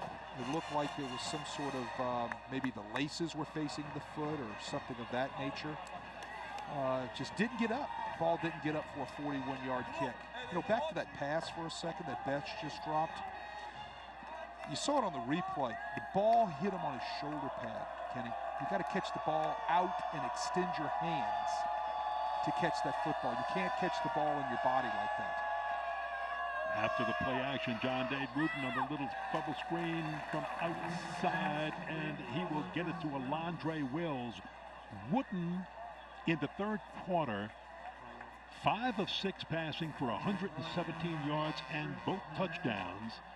And so far in the 4th quarter, because of that crazy long drive, 0 for 4, actually just make it 1 for 5 now as he completed that screen pass. They'll try Hulbert, and he comes wide to no avail. Hulbert goes down, wrapped up, and tossed. Hulbert had nowhere to go right there. Everything was just completely blocked off right there. Great pursuit from the secondary by the Jesuit defense. Out of the game and hurt coming off the field is number 95, Tafaro, for the Jesuit Blue Jays. That's going to hurt them in their 3-man front. Look for Wildcat right now out of Holy Cross. And Jalen Johnson with the Wildcat snap. He'll take it around the right side. And Johnson caught and spun around. Ethan Branch got him first and maybe saved the big gain. He got a 3-yard gain out of it. And Branch, along with Trip Haddad and Ethan Branch together. 19 sheds the block out there by Tyler Kirkwood. Watch him use his hands and shed the block and make the play. Right there, you saw it right there at the top of the screen. Does a nice job setting the edge. You hear me talk all the time about perimeter guys setting edges so guys from the inside can pursue out to make a play. That was a great job right there by Trip Haddad. Especially on 3rd down and under a big rush. Wooten gets off a punt. We'll get another great Holy Cross roll, which the Tigers needed. And that ball will roll inside the 20 after a 55-yard punt. If you feel that, you probably save 20 yards on that, but the Tigers will take it, and the Blue Jays have the football. 4 minutes to play, tied at 14. Each team has scored 2 touchdowns. Each team has missed 1 field goal. You got to catch that punt. I'm telling you right now, they're talking about that down there on the boundary. That's 20 yards worth of real estate that they could have had in a crucial situation by 4 minutes. You know, it's something that you've got to actually do. Back in a moment. I'm John Zollinger, New Orleans Market President at Home Bank. Please visit our new location at Clearview Parkway. It is equipped with the latest technology, but we haven't changed what makes us special, our bankers. Stop in and find out why more people are coming home to Home Bank. Your home for the best in coverage of pro, college, and prep sports in the New Orleans area is CrescentCitySports.com. Whether it's news, opinions, live video webcasts of high school sports, or Louisiana's best prep football scoreboard, you can get it all at Crescent City Sports. The name may be new, but it's the same great coverage you've gotten for years from our team of New Orleans natives. Click it now and like us on social media at CrescentCitySports.com. For more than half a century, Gills Bar has offered services, solutions, and support for businesses and associations looking for happier constituents and healthier bottom lines. To learn more on how Gills Bar can help your business, visit gillsbar.com. This is the worst starting field position for Jesuit in this entire football game, and somehow Jordan escapes what looked like would be a sack, and he'll take it wide, break a tackle. Jordan with the first down and more, knocked out of bounds before he gets to midfield by Jackson Wallace. We're seeing great athletic ability by Grant Jordan tonight. We know that he has the ability, he just hasn't shown it up to this point like he's showing it here tonight. He's taking it to another level. 29-yard gain. You know, Drew Brees and the New Orleans Saints, you hear this often when you're watching them play. Brees talks about that 4 or 5 minute drive to close the game out. That's what Jesuit's looking at right now. And again, they have a good field goal kicker, even though he missed a field goal. Bobble, drop. That is not a fumble, that's a bobble, drop, incomplete. Luke Besh, remember Besh looking like he's having trouble grabbing the ball, but he was one of the players that was questionable for tonight with that fibers. Not enough muster on that ball to be able to get it out there to Besh, but he's got to get his little fingers underneath that ball to make that catch. It'll bring up second down 10.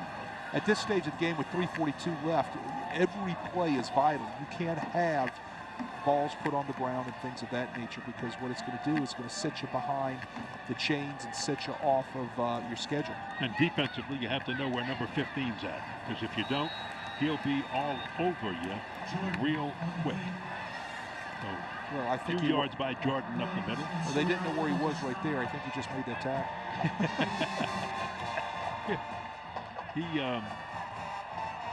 He really is a middle linebacker leading.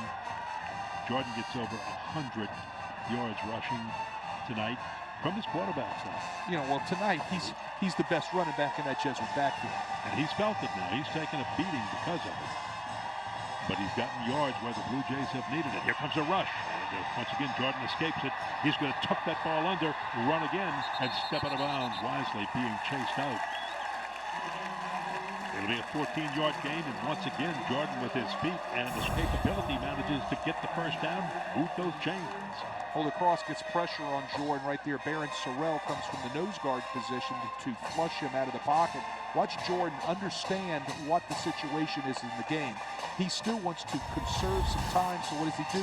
He runs, gets the sticks for the first down, then he gets out of bounds and stops the clock. Clock under 3 minutes now. Oh, he's hit hard. Ball's up in the air. Whistle blew it dead first, because it looks like a... Do we see a flag? There's a flag down there. There is a flag. It's going to be offside on the Tigers, and that's what blew the play dead. And wow, there's another penalty that is so costly for the Tigers there. Wow.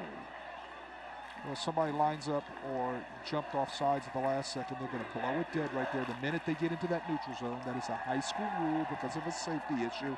The Blue Jays get lucky on that, and Holy Cross is just shaking their heads, adding another, as you said, penalty on to their already high total tonight. We'll get that from Alan Tripoli in just a moment, our statistician. Jordan on the keeper. Yeah.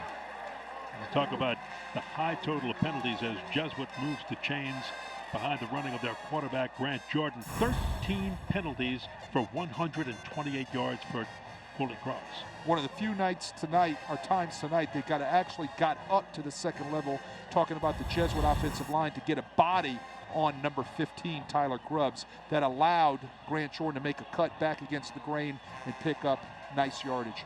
Now the Holy Cross defense did something to create the turnover. Of course, the penalty wiped it out. Now they've got to find a way to get another one. They'll hand it off to Jackson, Raider Jackson. Not much. And that clock continues to run. That hole closed so quick right there, Kenny. It closed so quick, and Raider Jackson just didn't hit it very fast. It was open for a millisecond, and that's how fast this Holy Cross defense is getting to the point of attack. They just shut that thing down real quick. What looked like could have been possibly a big gain by Raider Jackson on a counter play to his left just shut down real fast. Now, look at what you've got here. You've got the backup quarterback in the backfield as a running back. And that sets up a lot of things, but a flag comes flying in, and that'll stop the clock with 1 minute, 40 seconds to play in the game. And let's sort this one out.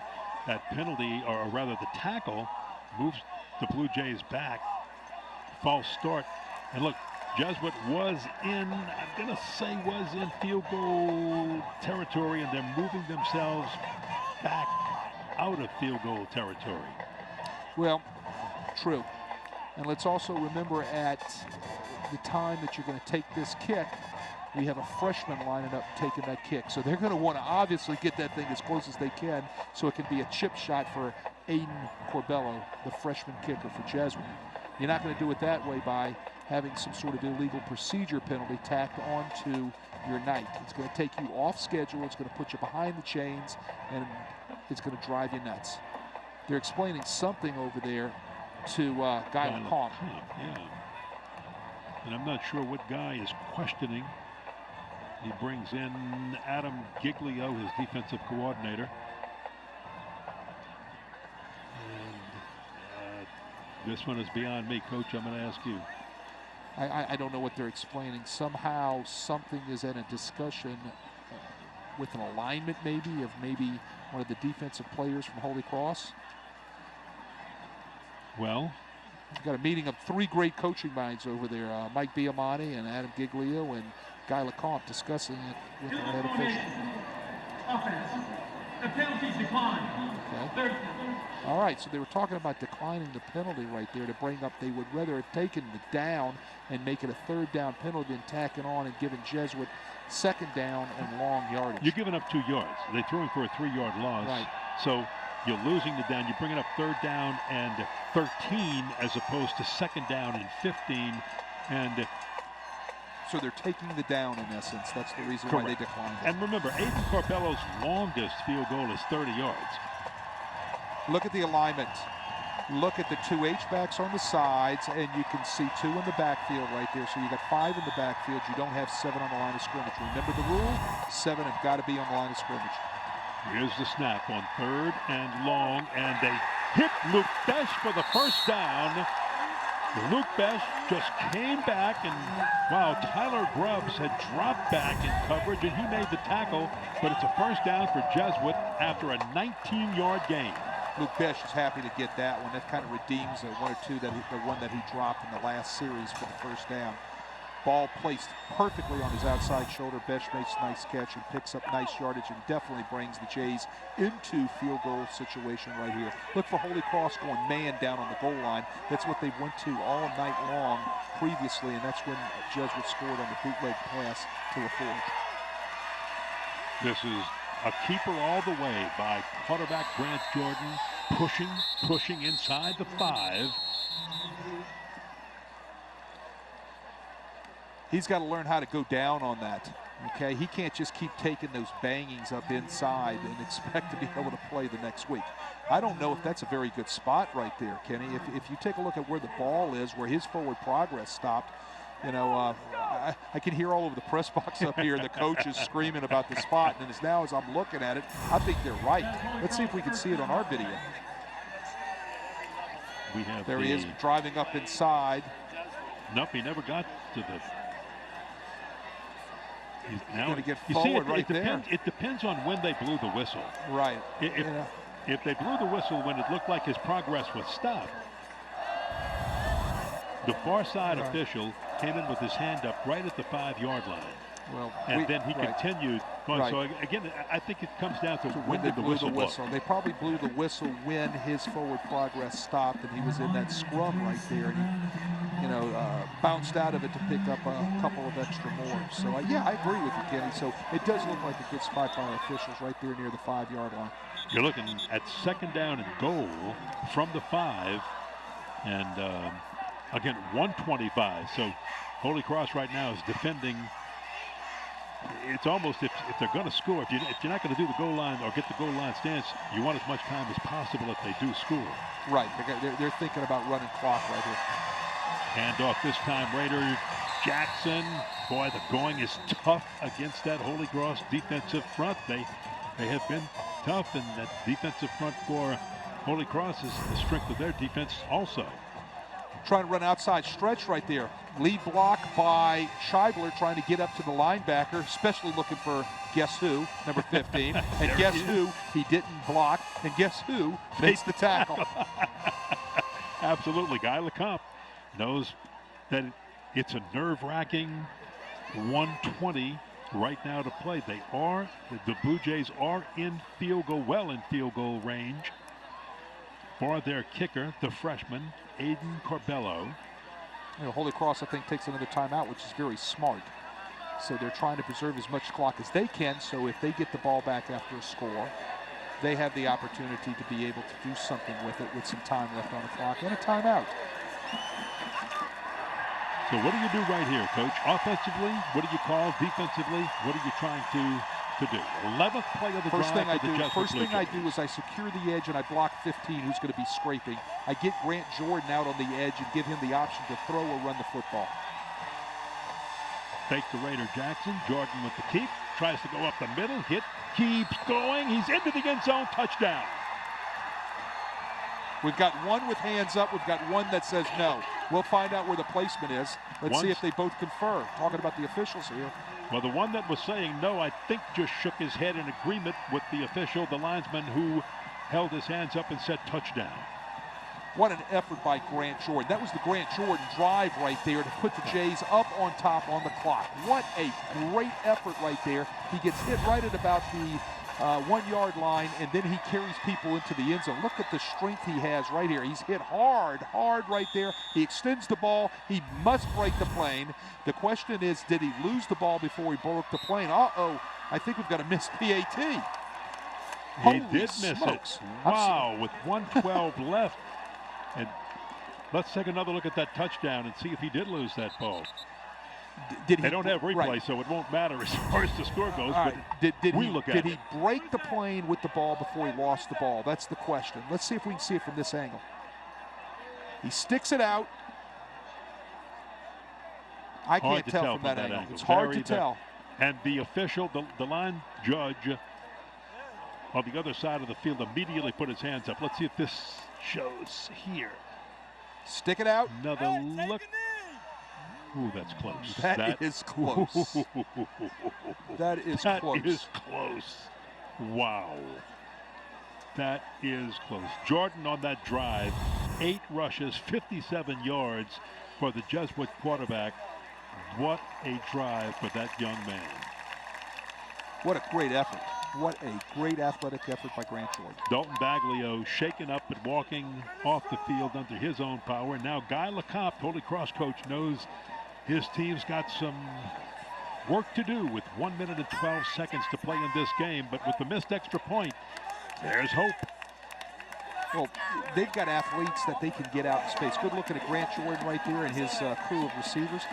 Holy Cross has a great group of receivers that they can get the ball to out in space, which is going to put a lot of extra stress on that Jesuit secondary. They also have one timeout. They can run the football too, depending on what type of field position they get here off of this kickoff. Wooten can stretch the defense vertically. He can take the top off the ball. He can throw it deep. So there's a lot of weapons Holy Cross has right now. Jesuit is not by any means by missing that PAT in the clear. Jalen Johnson, the most dangerous of the kick returners for Holy Cross, will be at the top of your screen. Good look at the crowd. That's the Jesuit student section. Amari Franklin, also very fast, is in the middle deep. And this one will go to Jalen Johnson, and he will return.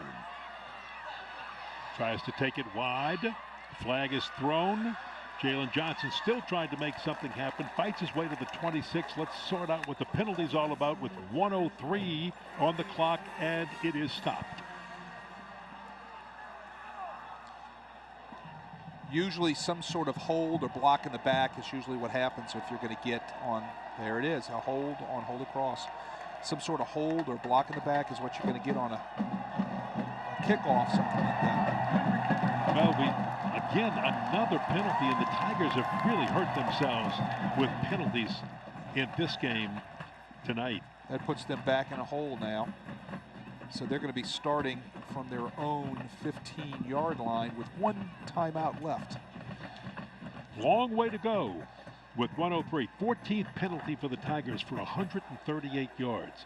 And some of these penalties, again, were just the offside penalty, just taking a play out of a little illegal motion, taking away a first down. Lineman downfield. Lineman downfield. Yeah, those are the kind of penalties that really hurt him. Look at John Dade Wooten. You said he can escape. He's got the ability to stretch, and he throws it to Alondre Wells. Alondre Wells does a great job on the scramble. Stops the clock. He does a great job on the scramble drill. He gets vertical, but he sees his quarterback in trouble. They practice this every week. They're coming back to the quarterback. They're moving to open spots on the field to give Wooten some sort of target on the scramble drill to be able to throw to. And that's a perfect example right there by Alondre Wells. Great effort by that wide receiver. And he got out of bounds, even more importantly for him. And here's a throw across the formation, and Tyler Kirkwood finally pulls it in. He's missed a couple of them. First down will stop the clock while they move the chains. 48 seconds to play. You got an injured Jesuit player also. also. Yeah, that's Jimbo Hotard. He's looking at his ankle right there, or it could possibly be a cramp. Wide open down the center of the field right there. There's no reason for a receiver to be that wide open in this stage of the game if you're a defensive player in the secondary. Somebody's got to drive that ball from the secondary and get there to try to make some contact at the point that the ball meets the receiver. Well, great throw and great catch by Holy Cross right there to be able to pick up that first down on that long yardage after the penalty. Kirkwood has the ability to make those kind of catches, as we talked about, and he's missed a couple of passes in traffic, unlike him, and he made up for it with that catch. Get Holy Cross good field position out to the 44-yard line. 46 seconds to play as they continue to work on Jimbo Hotard, the senior linebacker for the Blue Jays. You're right about Kirkwood. He is an outstanding receiver, 6 foot, 185.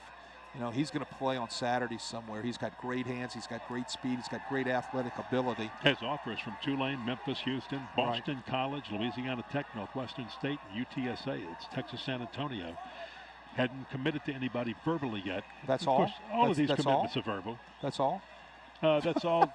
That's all I had room for on the sheet. I was trying to get you to keep calling off colleges in the United States and play a geographical game to try to figure out where all these colleges are. You just kept rattling off. That's real impressive. Yeah, but in reality, Kenny, he's outstanding receiver, and he's going to make somebody a great addition next year. When you talk to college coaches, what they'll tell you about Kirkwood that they like so much is not only his ability to lay out and grab that football, but the way he can get separation from defenders after he makes the catch. And I think that after this season, especially with the gauntlet of teams that Holy Cross has coming up after this game, Warren Easton in a non-district game, then Rummel, Curtis, Brother Martin, and St. Aug, if he continues to catch the ball and do what we know he can do, you can look for more offers to come. So here's first down. John Dade Wooten and company, 46 seconds, timeout, Jesuit. They will call their second timeout of the second half. So each team has one timeout remaining for the final 46 seconds, with Jesuit leading 20-14, missed extra point. Will it make the difference in this game, or will it have no effect whatsoever? We will see. You know, Jesuit calls timeout right there. They had a problem with some sort of misalignment in personnel. So instead of going ahead and letting it play, they go ahead and take a good timeout. There's a good look at the Holy Cross upcoming schedule right there. You talk about Warren Easton they've got next week. That's a tough team. Yeah, but they got Warren Easton before we go to Rummel, Curtis, Martin, and Aug. You might as well just say, hey, that's Auburn, Alabama, Georgia, South Carolina, and Clemson. It's the SEC West right there. Throw in a few of the better teams from the East, too. Guy LeCompte knows this is not an easy district. All right, here we go with first and 10. 46 seconds. A lot of room in the center of the field, in that center of that zone of Jesuits. John Dade Wooten under pressure. Flushed, in trouble. Fumble. Jesuit scrambles. Blue Jays had the football. I think Reed Wakefield comes up with the football. Reed Wakefield, Johnny on the spot. Ball comes out of Wooten. He's trying to make something happen. You can't blame that young man. He's playing hard. He's trying to make something happen for his team. And the ball comes out on the ground for the biggest turnover of the night for the Jays. Everybody on the Jesuit side is extremely happy. And you can see by all the pictures of the stands. Look at it happen right here. Watch Wooten try to make something happen. Steps up in the pocket. Nice job. There's the hit right there. Hit by Reed Wakefield. Reed Wakefield makes it happen. Johnny on the spot, knocks it down. 40 gets the strip sack right there. And was it? Right there, good play. They teach that, racking it out of their hands. And it was Max Jubenville was the Johnny on the spot to be able to fall on the ball. Look at that, nice, done just as he's taught. Right there. With only one timeout, the Tigers can only stop it one time, and Jesuit will be able to victory formation and kneel their way to a victory, breaking the streak of the home team winning this since 2013. Holy Cross being the home team tonight. Jesuit wins 2 in a row after winning 28-7 last year, and Guy Lecomte frustrated because his team had chances tonight. They had some great chances. They hurt themselves with a lot of penalties. Turnovers weren't the problem, except for the last one. And as you said, you can't fault John Dade Wooten, the quarterback. He was trying to make something happen. And sometimes when you try too hard to make something happen, well, and look, you can see the emotion. You can see how this rivalry affects both teams. And it'll be a kneel for the final play. And Jesuit will have won this one 20-14. And now takes the overall lead in this series 58 with this win tonight to 40 and the one tie that they had.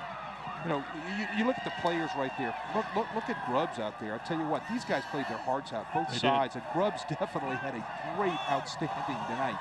He's out there hugging the players from the other teams. That's the sportsmanship that's shown in this rivalry, in the game.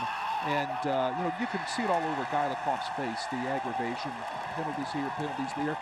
And, you know, the bottom line is it's a great event and a great football game and a great rivalry for all teams.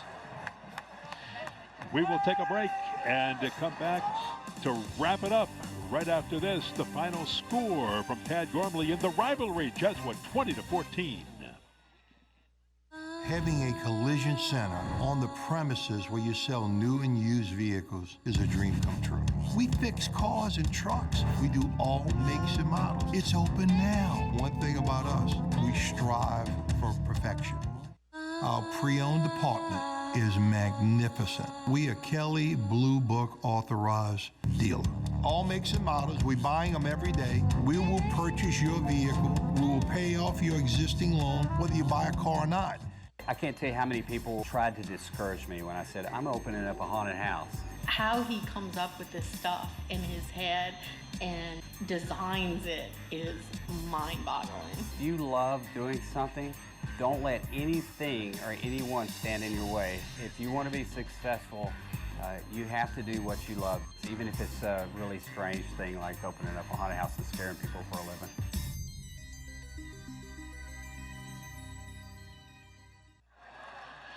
There goes the golden football. It's being brought to the AD, and David Morrow will have this presented to him by Guy Lecomte, the football coach and AD from Holy Cross. That'll take place in just a moment as the players shake hands. It was a good football. Wade, Kaiser, your comments on what we saw tonight. What a great rivalry, what a great effort by both football teams. Story tonight, Grant Jordan, Jesuit Blue Jays. As well as the defensive line of Jesuit. Jesuit's defensive line kept Jesuit in it in the first half. Grant Jordan won the football game for him in the second half. Grant Jordan single-handedly, by throwing as well as running the football, took over the football game to be able to put Jesuit up in this big rivalry win. On Tuesday, Mark Sanji said he wanted to clean up penalties and mistakes by Jesuit that cost him the Brother Martin game. I think you'll hear Guy Lecomte say the very same thing for Holy Cross. It had 14 penalties tonight for goodness, 139, 140 yards. I lost my penalty sheet with the way we were keeping the yardage on it, but way too many. And Mark Sanji knows he needed this one because in the Catholic League, you cannot afford to start 0-2. And the Jays are now 3-2 on the year, 1-1 in the Catholic League in 9-5A, while Holy Cross falls to 3-2, 1-1 also in 9-5A. So that's it, folks. As the players celebrate down below, we want to thank you for joining us tonight. Crescent City Sports will have live streams of high school football action over the next 3 weeks. Visit CrescentCitySports.com to see the schedule and updates. Our next telecast is Friday, November the 1st, when Rummel and John Curtis meet at Joe Guinea Stadium. From Wade Kaiser and our entire crew, I'm Ken Berthelot saying so long from Tad Gormley Stadium. Once again, your final score, the Jesuit Blue Jays 20 and the Holy Cross Tigers 14 in the 100th meeting of both teams. From Tad Gormley Stadium, good night, everybody.